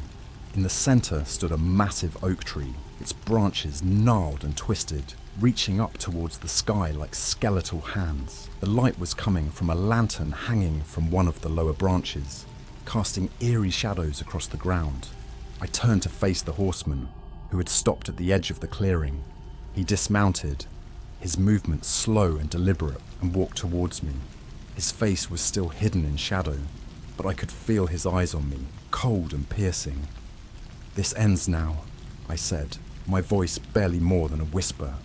"I'm not afraid of you anymore."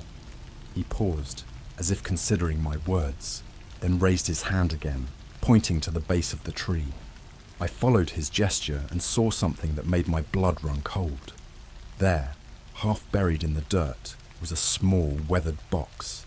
It looked ancient, the wood rotting and covered in moss.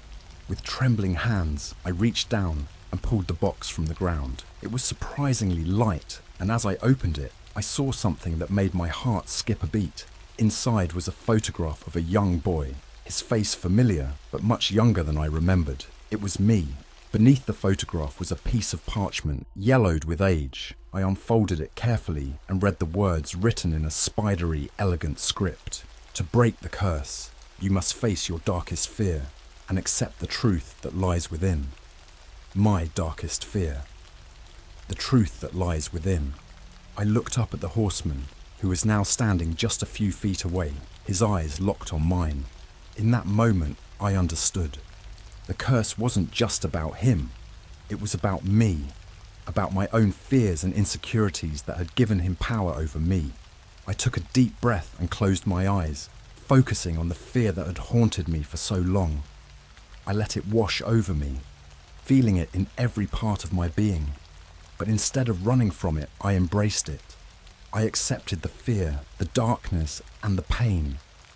When I opened my eyes, the horseman was gone. The forest was silent, the lantern still flickering in the tree. I felt a sense of peace that I hadn't known in years. A weight lifted from my shoulders. The curse was broken, and I was free. I walked back to my grandmother's house, the path now clear and easy to navigate.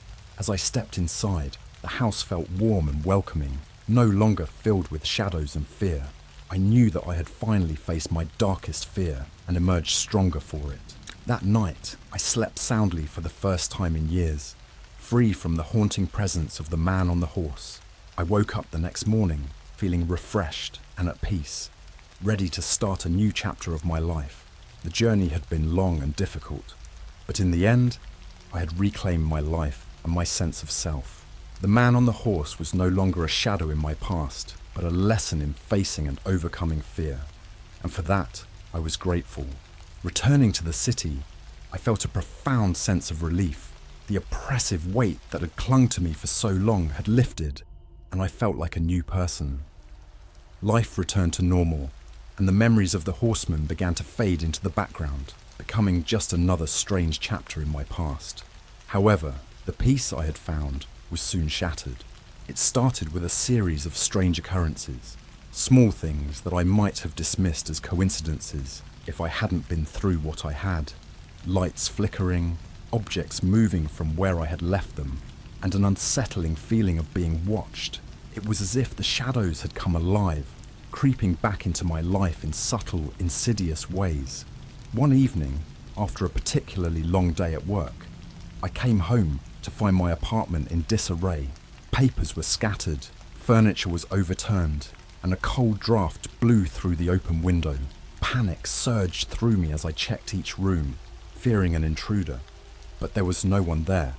As I stood in the center of the living room, trying to make sense of the chaos, my eyes fell on a small, weathered box sitting on the coffee table. It was the same box I had found at the base of the oak tree in the forest, the one that had contained the photograph and the parchment. I hadn't brought it back with me, It should have been buried deep in the mountains, a relic of a nightmare I thought I had left behind. With trembling hands, I opened the box. Inside was the photograph of me as a child, just as I remembered it. But this time, there was something else. A key, old and ornate, its metal tarnished with age. Attached to the key was a note, written in the same spidery script as the parchment. The truth lies within. A chill ran down my spine. What truth? What was this key for? The questions swirled in my mind, mingling with fear and confusion. I knew there was only one place to find the answers, the house in the mountains. The next morning, I called in sick to work and packed a bag. I couldn't shake the feeling that this was far from over, that the horseman had left me a final challenge. As I drove back to the small mountain town, a sense of dread settled over me. I had thought I was free, but it seemed the curse had one last twist. I arrived at my grandmother's house in the late afternoon. The shadows were already lengthening, casting an eerie glow over the familiar landscape. The house stood silent, as if waiting for me. I entered cautiously, the old wooden floorboards creaking under my weight. The key in my pocket felt heavy, almost burning with significance. I walked through the house, searching for a lock that might match it. Room after room, I found nothing. Frustration and fear built up inside me until I reached the attic.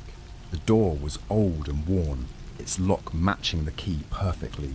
With a deep breath, I inserted the key and turned it. The lock clicked open, and I pushed the door ajar, revealing a narrow staircase leading up into darkness. I climbed slowly, my heart pounding with each step. The attic was filled with dust and cobwebs, a forgotten storage of memories and relics. In the far corner, partially hidden under an old sheet, was a large, ornate mirror. Its surface was covered in grime, but as I wiped it clean, I felt a strange sense of familiarity.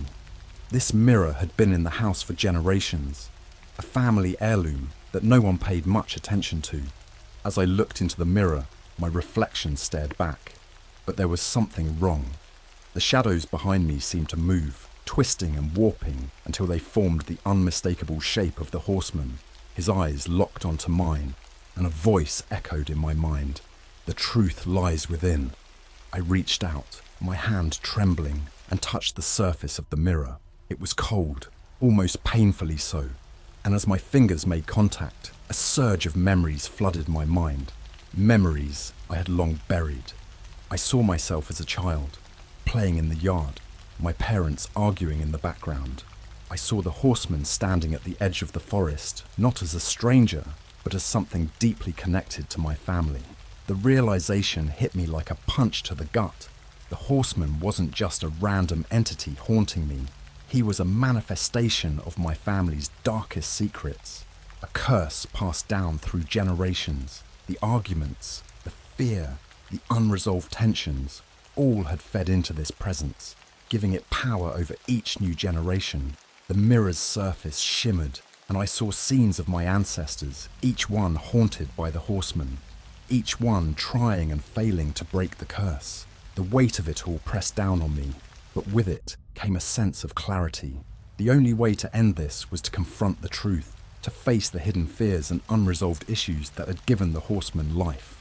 I closed my eyes and took a deep breath, letting the memories and emotions wash over me.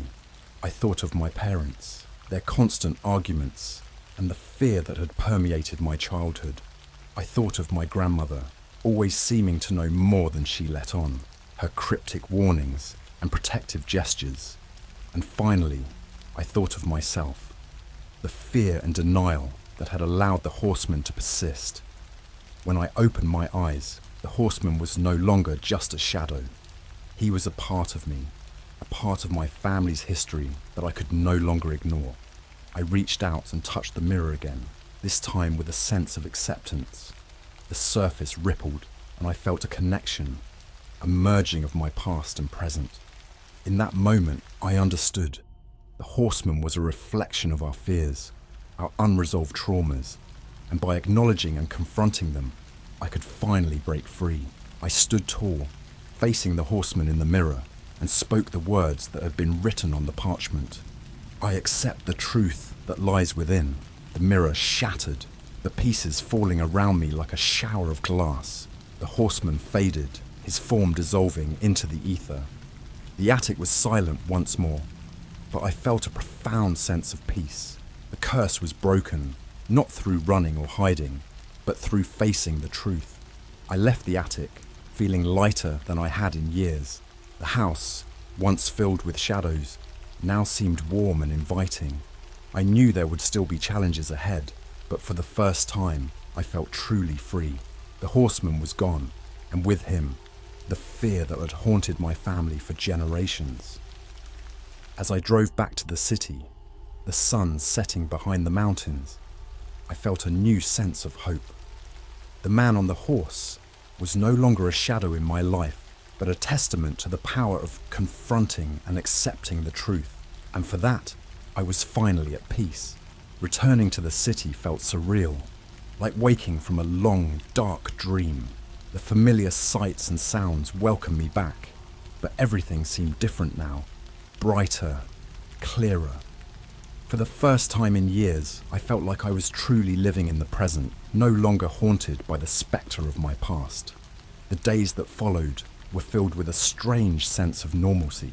I went back to work, reconnected with friends, and resumed my daily routines. Yet, beneath the surface, I carried the weight of what I had experienced.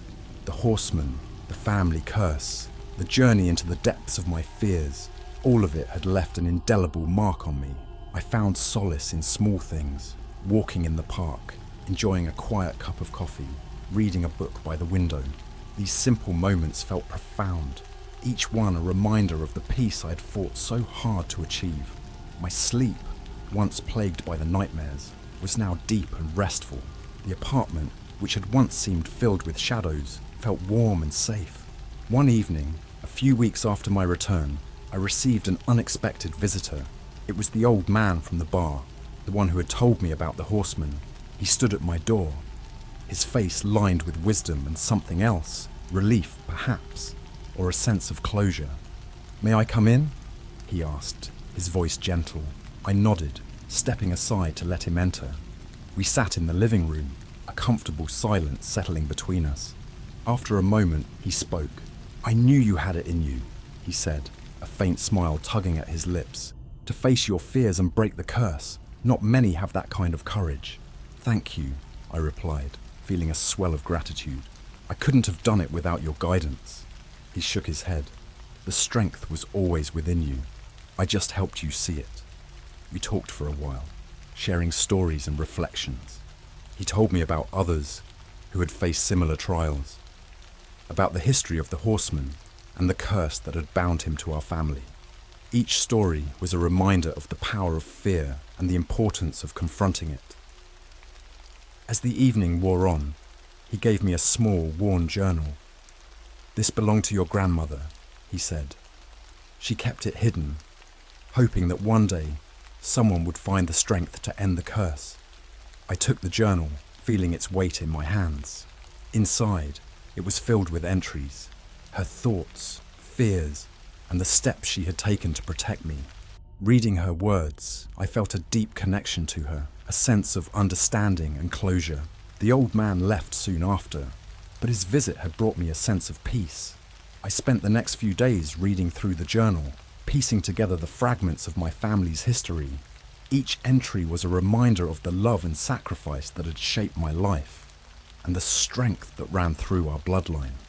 In the months that followed, I made a conscious effort to stay connected with my past, to honor the memory of my grandmother and the struggles she had endured.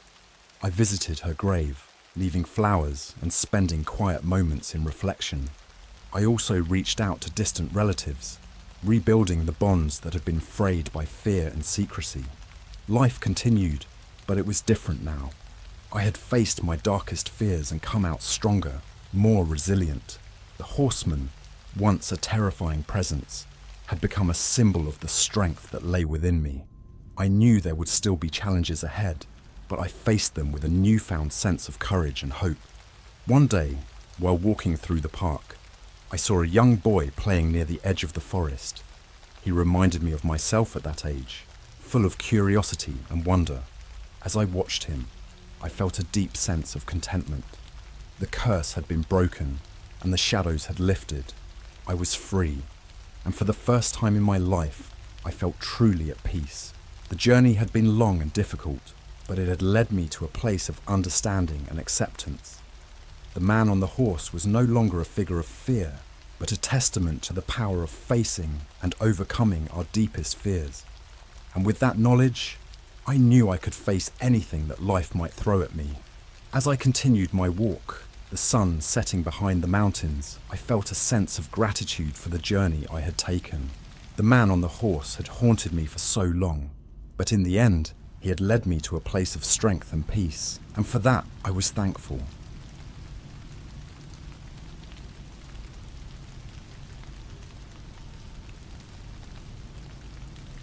Hey Reddit, I need to get something off my chest. It's been haunting me for weeks, and I can't keep it to myself any longer. What I'm about to share might sound unbelievable, but I swear every word is true. Buckle up because this is going to be a long one. It all started about a month ago. I live in a small, quiet town where nothing much ever happens. We're the kind of place where everyone knows everyone, and the biggest excitement is the annual fair. My house is on the outskirts, close to the woods. It's peaceful, and I've always enjoyed the solitude, but lately that peace has been shattered. One evening, I was walking home from work. It was late, around 11 p.m, and the streets were deserted. The only sound was the occasional chirping of crickets. As I approached the path that led to my house, I noticed something unusual. There was a figure standing by the edge of the woods. At first, I thought it was just some drunk or maybe a lost hiker. But as I got closer, I realized it was much worse. The figure was a man, or at least it had been at some point. His clothes were tattered, and his skin was a sickly grey, covered in sores and gashes. His eyes were hollow, almost lifeless, and he moved with a slow, jerky motion. The stench of decay hit me like a freight train, and I had to cover my nose to keep from gagging. My first instinct was to run, but something held me back. Maybe it was morbid curiosity, or maybe I was just too shocked to move. The creature seemed to notice me and began to shuffle in my direction. My heart pounded in my chest as it got closer. It raised one rotting hand as if to wave and let out a guttural moan. "Help me!" it rasped, its voice barely more than a whisper. I don't know what possessed me, but I didn't run. Instead, I stood there frozen as the creature continued to approach. When it was just a few feet away, it stopped and looked at me with those empty eyes. For a moment, we just stood there, staring at each other. Then, to my horror, it reached out and grabbed my arm. Its touch was cold and clammy, like the skin of a corpse. I tried to pull away, but its grip was surprisingly strong. Panic surged through me, and I finally found my voice. "Let go of me!" I screamed, struggling to break free. The creature didn't react. It just kept holding onto my arm, its grip tightening. I felt a sharp pain as its fingers dug into my flesh, and I knew I had to do something. With a burst of adrenaline, I managed to yank my arm free and stumbled backward. The creature let out another low moan and reached for me again, but I was already running. I sprinted down the path and didn't stop until I reached my front door. I fumbled with my keys, my hands shaking, and finally managed to unlock the door. I slammed it shut behind me and collapsed against it, gasping for breath. For a long time, I just sat there, trying to process what had just happened. My mind was racing, and I couldn't shake the image of those hollow eyes and rotting flesh. I checked my arm and saw deep bruises where the creature had grabbed me. It didn't seem real, but the pain told me otherwise. I didn't sleep at all that night. Every time I closed my eyes, I saw that thing standing by the woods, reaching for me. I knew I had to tell someone, but who would believe me? The more I thought about it, the more I realized how insane it sounded. A zombie in my quiet little town. No one would take me seriously. The next morning, I decided to do some research. I spent hours online, looking up anything I could find about zombies or similar creatures. Most of it was just fiction, stories and movies meant to scare people. But I did come across a few accounts that seemed more legitimate. People claiming to have seen similar creatures, describing the same hollow eyes and decaying flesh. It didn't make me feel any better. If anything, it made me more paranoid. What if there were more of them? What if they were spreading? I couldn't just ignore it, but I didn't know what to do. That's when I remembered an old friend from college, Mark. He was one of those conspiracy theory types, always going on about government experiments and secret organisations. Normally, I wouldn't give his ideas the time of day, but this was different. I needed help, and he was the only person I could think of who might believe me. I called him up and told him everything. At first he was sceptical, but the more I talked, the more interested he seemed. He asked a lot of questions, and by the end of the conversation, he sounded almost excited. "Okay, man, I'll help you," he said. "But we need to be careful. If this thing is real, we don't know what we're dealing with. I'll come by tomorrow, and we can figure out a plan." I hung up the phone feeling a mix of relief and dread. At least I wasn't alone in this anymore, but the thought of confronting that creature again terrified me. I spent the rest of the day trying to distract myself, but I couldn't shake the feeling that I was being watched. That night, I barely slept again. Every little noise made me jump, and I kept checking the windows to make sure the creature wasn't lurking outside. When morning finally came, I was exhausted but determined. Mark arrived around noon, and we sat down to discuss our next move. "We need to find it," he said. "If it's still out there, we need to know what it wants, and if there are more of them, we need to stop them." I nodded, though the thought of going back to the woods made my stomach churn. But he was right. We couldn't just sit around and wait for something to happen. We armed ourselves with whatever we could find: baseball bats, kitchen knives, even a makeshift flamethrower using a can of hairspray and a lighter. It felt ridiculous, but we had to be prepared for anything. As we headed towards the woods, I couldn't help but feel a sense of dread. The memory of that creature's touch was still fresh in my mind, and I knew we were walking into something far more dangerous than either of us could imagine. The woods were eerily quiet, and every rustle of leaves or snap of a twig made my heart race. We moved slowly, keeping our eyes peeled for any sign of movement. After what felt like hours, we reached the spot where I'd seen the creature. There was no sign of it, but the stench of decay still lingered in the air. We split up, searching the area for any clues. I was starting to think we wouldn't find anything when I heard Mark shout. I rushed over to find him standing over a small clearing, his face pale. "Look," he said, pointing. In the center of the clearing was a large, freshly dug hole. The dirt was still loose, and the stench was overwhelming. I felt a chill run down my spine as I realized what it meant. "This is where it came from," Mark said, his voice shaking. "And if there's one, there could be more." We filled the hole back in, hoping it would keep anything else from crawling out. But deep down, I knew it was just a temporary solution. Whatever was happening, it wasn't over. As we made our way back to my house, I couldn't shake the feeling that we were being watched. Every shadow seemed to move, and every sound felt like a threat. I knew we had to find a way to stop this before it got out of hand. But the question was, how? We spent the rest of the day fortifying my house, boarding up windows and setting up makeshift alarms. It felt like we were preparing for war, and in a way, we were. A war against something we didn't understand, something that defied logic and reason.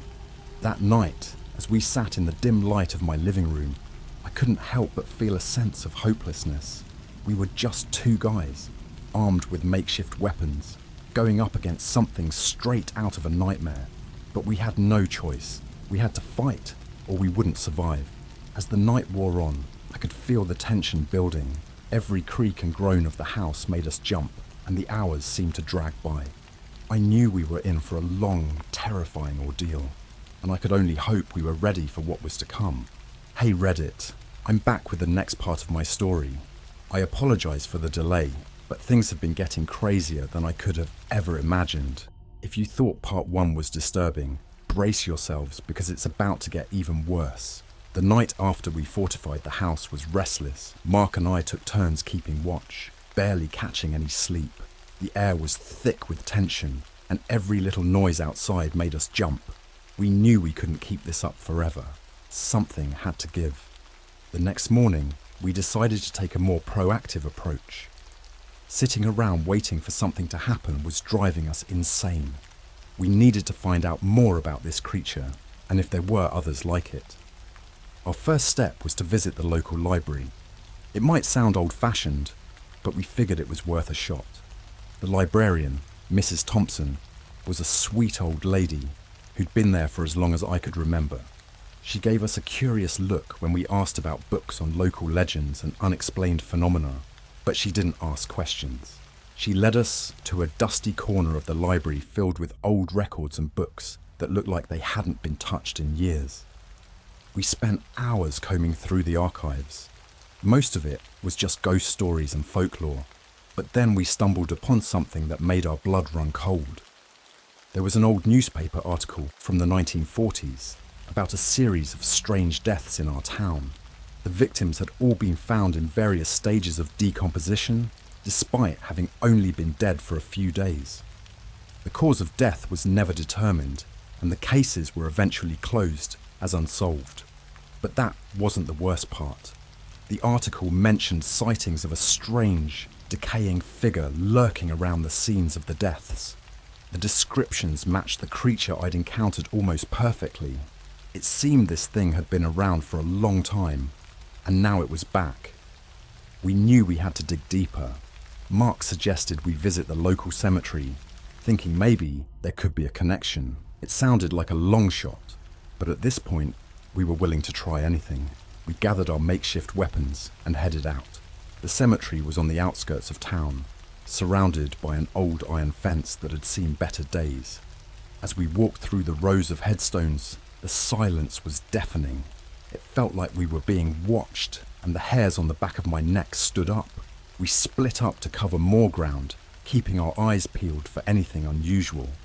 After about an hour of searching, I heard Mark call out from a cluster of old, crumbling mausoleums.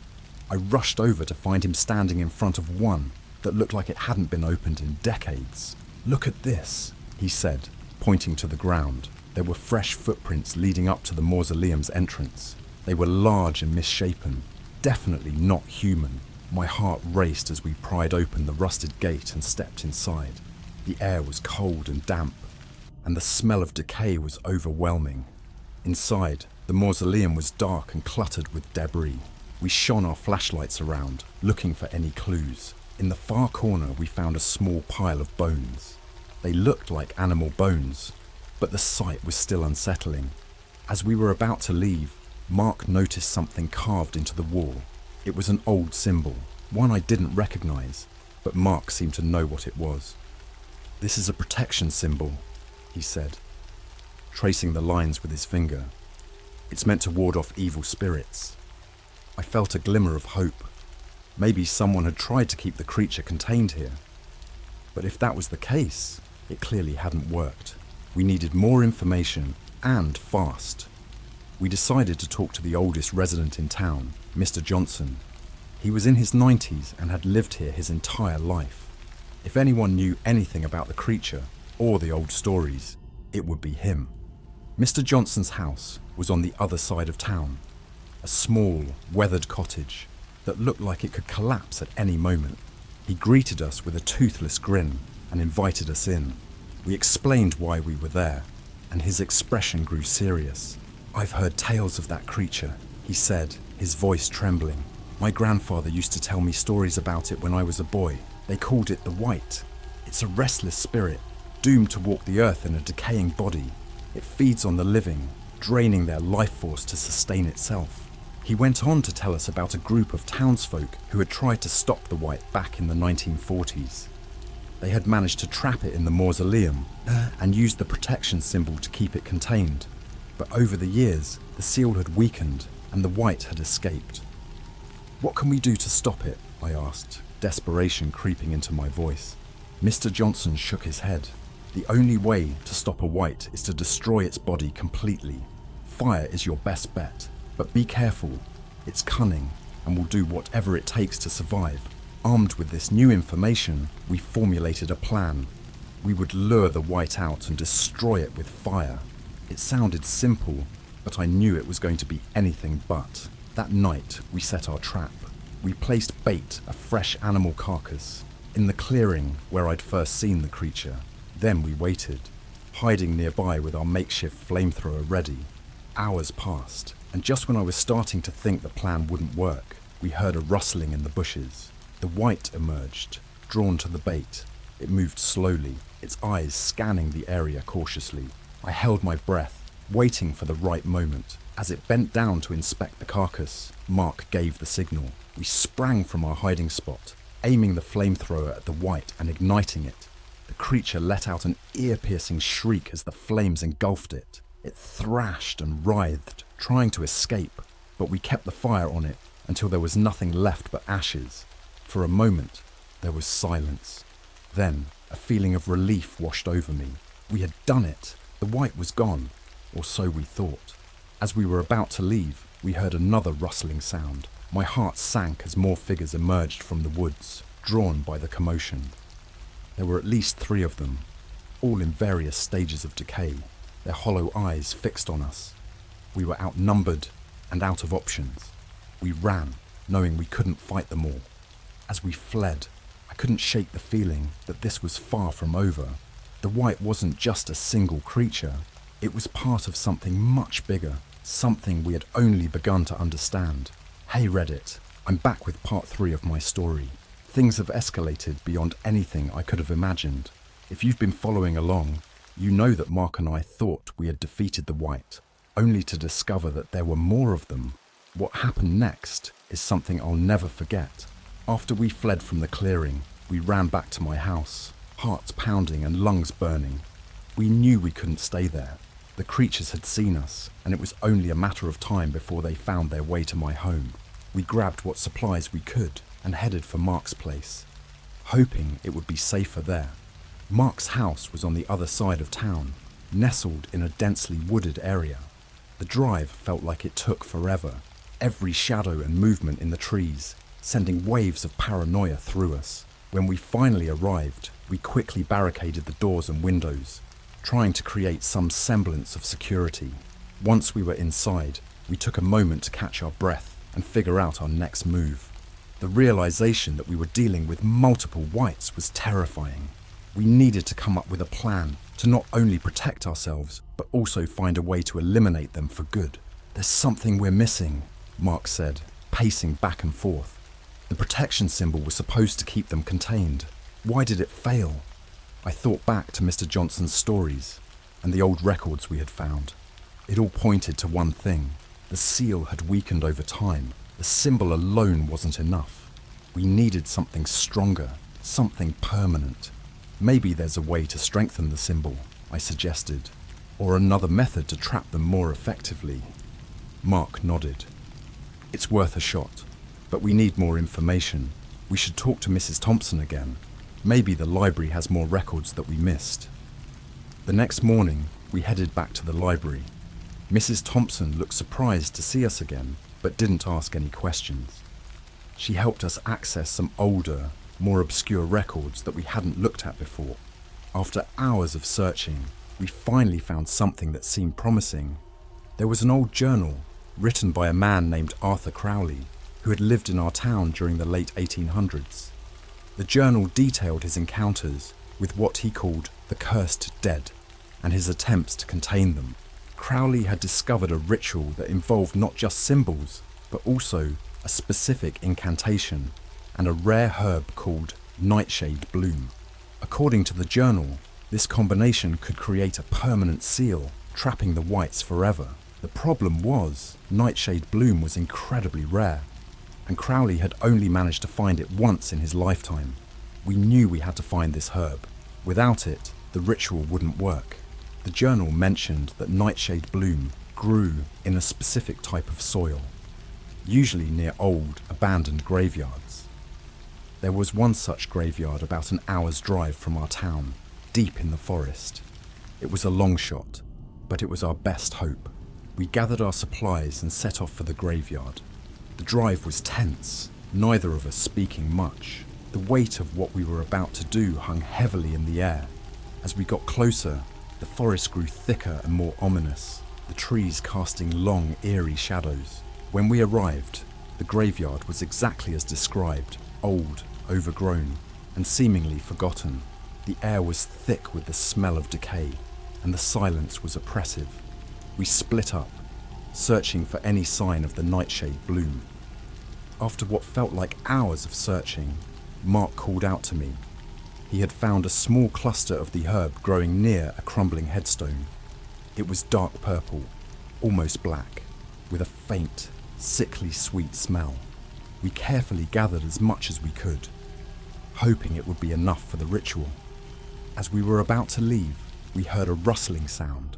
My heart skipped a beat as I turned to see several figures emerging from the trees. The whites had found us. There were more of them than before, their hollow eyes fixed on us, their decaying bodies moving with unnatural speed.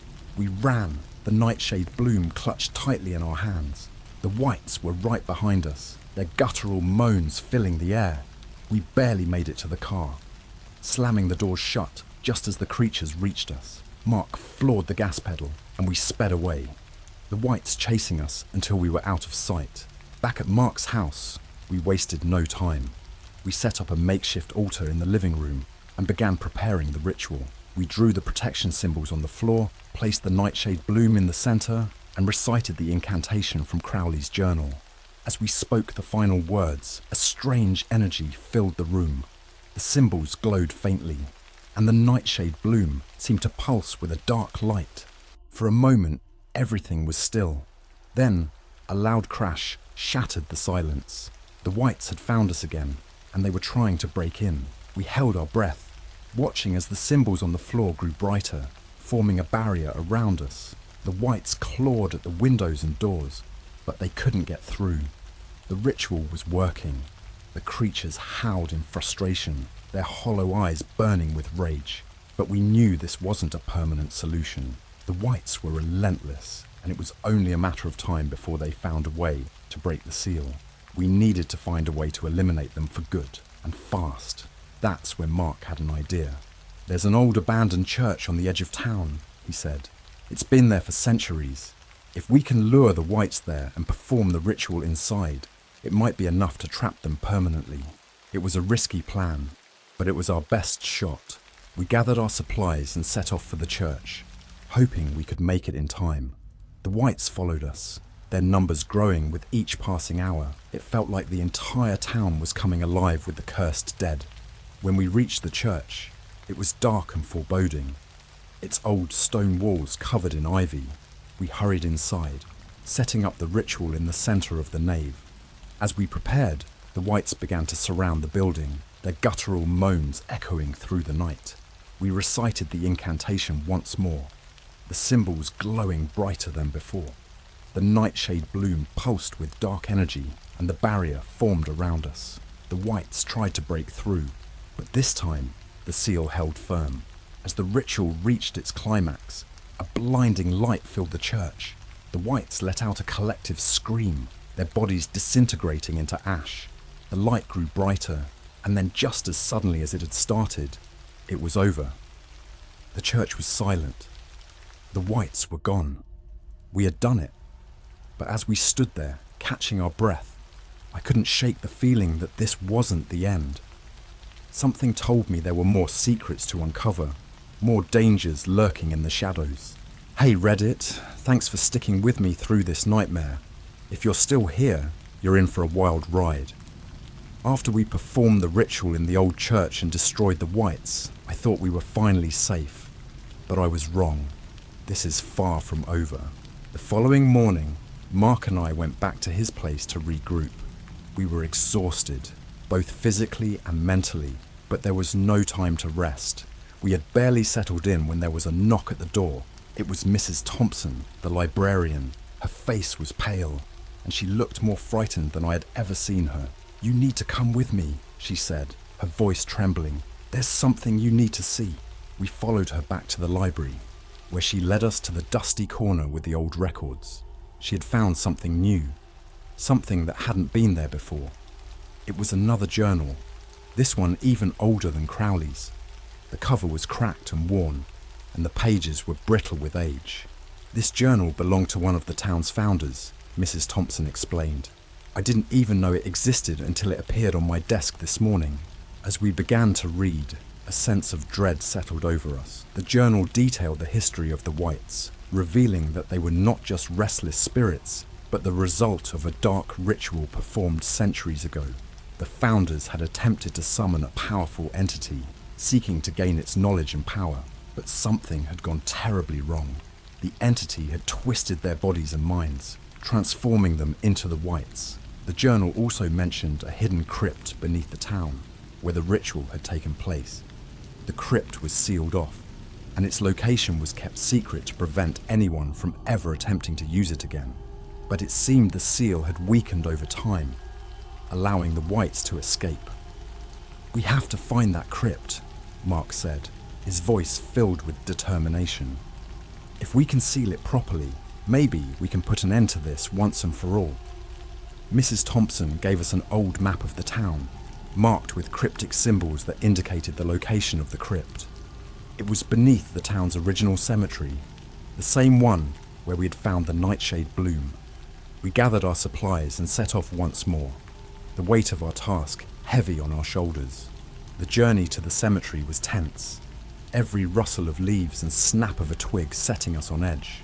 When we arrived, the sun was beginning to set, casting long shadows over the tombstones. We found the entrance to the crypt hidden behind a large, crumbling mausoleum. The door was covered in ancient symbols, similar to the ones we had used in our rituals. With a deep breath, we pushed it open and descended into the darkness. The air inside was cold and damp, and the smell of decay was overwhelming. Our flashlights cast eerie shadows on the walls as we made our way deeper into the crypt. The further we went, the more oppressive the atmosphere became, as if the very air was trying to smother us. Finally, we reached a large chamber at the heart of the crypt. In the center was an altar, covered in dust and cobwebs. Surrounding it were the remains of the town's founders, their bodies twisted and deformed beyond recognition. The sight was horrifying, a stark reminder of the dark ritual that had taken place here. We set to work immediately, drawing the protection symbols on the floor and placing the nightshade bloom on the altar. As we began the incantation, the air grew thick with energy. The symbols glowed faintly, but something felt wrong. The energy was chaotic, and the ground beneath us trembled. Suddenly, a low, guttural growl echoed through the chamber. We turned to see the Whites emerging from the shadows, their hollow eyes fixed on us. They moved faster than before, their bodies contorted with rage and desperation. We continued the incantation, our voices shaking with fear. The Whites closed in, clawing at the barrier formed by the symbols. The energy in the room reached a fever pitch, and the ground shook violently. I felt a sharp pain in my chest and realized that we were running out of time. Just as the Whites were about to break through, there was a blinding flash of light. The symbols on the floor burned brightly, and the Whites let out a collective scream. Their bodies disintegrated into ash, the light consuming them entirely. When the light faded, the chamber was silent once more. We had done it. The crypt was sealed, and the Whites were gone. But as we stood there, catching our breath, I couldn't shake the feeling that something was still wrong. The energy in the room was still chaotic, and the ground continued to tremble. "Look," Mark said, pointing to the altar. The nightshade bloom was pulsing with a dark, unnatural light.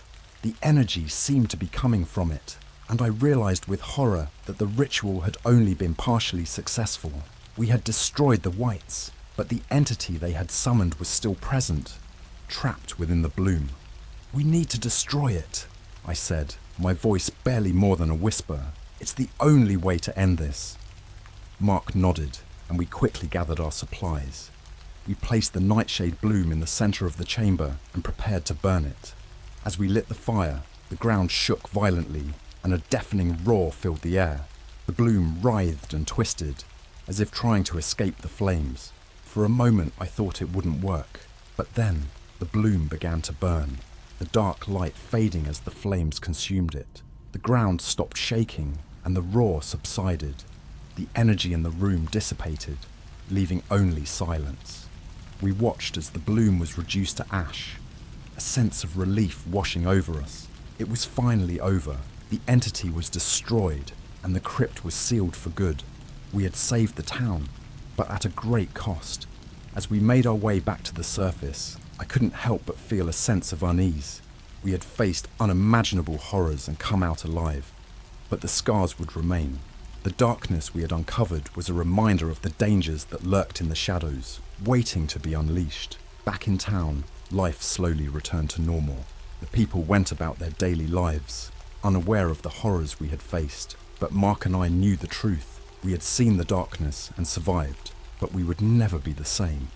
After we destroyed the nightshade bloom and sealed the crypt, we tried to return to our normal lives. But the memories of what we had faced lingered, and the sense of unease never fully left us. We kept in touch with Mrs. Thompson, who continued to research the town's history, hoping to uncover more about the dark ritual and the entity we had encountered. One evening, a few weeks after our final confrontation in the crypt, Mrs. Thompson called us with urgent news. She had found another journal, hidden in the library's basement. This journal belonged to a man named Thomas Hale, one of the original founders of the town. According to Mrs. Thompson, it contained information that could change everything we thought we knew. We met her at the library, where she showed us the journal. The cover was even more worn than the previous ones, and the pages were fragile, as if they could crumble at any moment. As we began to read, a sense of dread settled over us. The journal detailed the original ritual performed by the founders, but it went further than the previous accounts. Thomas Hale had been the mastermind behind the ritual, seeking to gain power and immortality. He had discovered an ancient text that spoke of a powerful entity trapped in another dimension. By summoning this entity, Hale believed he could harness its power and become immortal, but the ritual had gone horribly wrong. The entity had been partially summoned, but instead of granting power, it had twisted the founders into the whites. Hale realized too late that the entity was malevolent, feeding on the life force of others to sustain itself. In a desperate attempt to contain the entity, Hale had sealed it within the nightshade bloom and hidden the crypt. What Hale hadn't known was that the entity could still influence the world from within its prison. The whites were its minions, carrying out its will and seeking to free it completely. By destroying the bloom, we had only delayed the inevitable. The entity was still out there, waiting for another opportunity to break free. As we finished reading, the room grew cold, and a sense of impending doom washed over us. The journal had one final warning. The entity would continue to try and free itself, using anyone and anything it could. The whites were only the beginning. "We have to stop it," Mark said, his voice trembling. "We have to find a way to destroy the entity for good." Mrs. Thompson nodded. "There's one more thing," she said, pulling out an old map. "This map shows the location of an ancient temple, hidden deep in the forest. According to the journal, the temple contains a weapon capable of destroying the entity once and for all. It was a long shot, but it was our only hope. We gathered our supplies and set off for the temple, the weight of our task heavy on our shoulders. The journey was treacherous, the forest dense and foreboding. Every step felt like we were being watched, the shadows closing in around us. After hours of hiking, we finally reached the temple. It was ancient, covered in moss and vines, with symbols similar to those we had seen in the crypt. As we entered, the air grew colder, and the sense of unease deepened. The temple was a labyrinth of dark corridors and hidden chambers. We carefully made our way through, following the map and hoping we were on the right track. Eventually, we reached the inner sanctum, a large chamber with a stone altar in the center. On the altar was a dagger, its blade glowing with a faint blue light. "This must be it," I said, my voice barely more than a whisper. As we approached the altar, a low growl echoed through the chamber. The entity's presence was palpable, the air thick with its malevolent energy. We knew we had to act quickly. Mark grabbed the dagger, and we began to recite the incantation from the journal. The ground shook, and a deafening roar filled the air. The entity's form began to materialize, a swirling mass of darkness and rage. It lashed out at us, its tendrils of shadow trying to pull us into the void. But we held our ground, continuing the incantation. As we reached the final words, Mark plunged the dagger into the heart of the entity. There was a blinding flash of light, and the entity let out a blood-curdling scream. The shadows receded, and the air grew still. The entity was gone. We stood there in stunned silence, the reality of what we had just done sinking in. The nightmare was finally over. The entity was destroyed, and the wights would trouble us no more. As we made our way back to town, a sense of peace washed over us. We had faced unimaginable horrors and come out alive, but the experience had changed us. We had seen the darkness that lurked beneath the surface of our world, and we knew that it could never truly be vanquished. There would always be more secrets, more dangers waiting to be uncovered. But for now, we could rest. We had done our part to protect our town and those we loved. And though the scars would remain, we could finally begin to heal. Thank you, Reddit, for listening. Sharing this story has been cathartic, and I hope it serves as a warning to others. Sometimes, the past is best left undisturbed. The darkness is always waiting, and it's up to us to keep it at bay. Stay safe out there,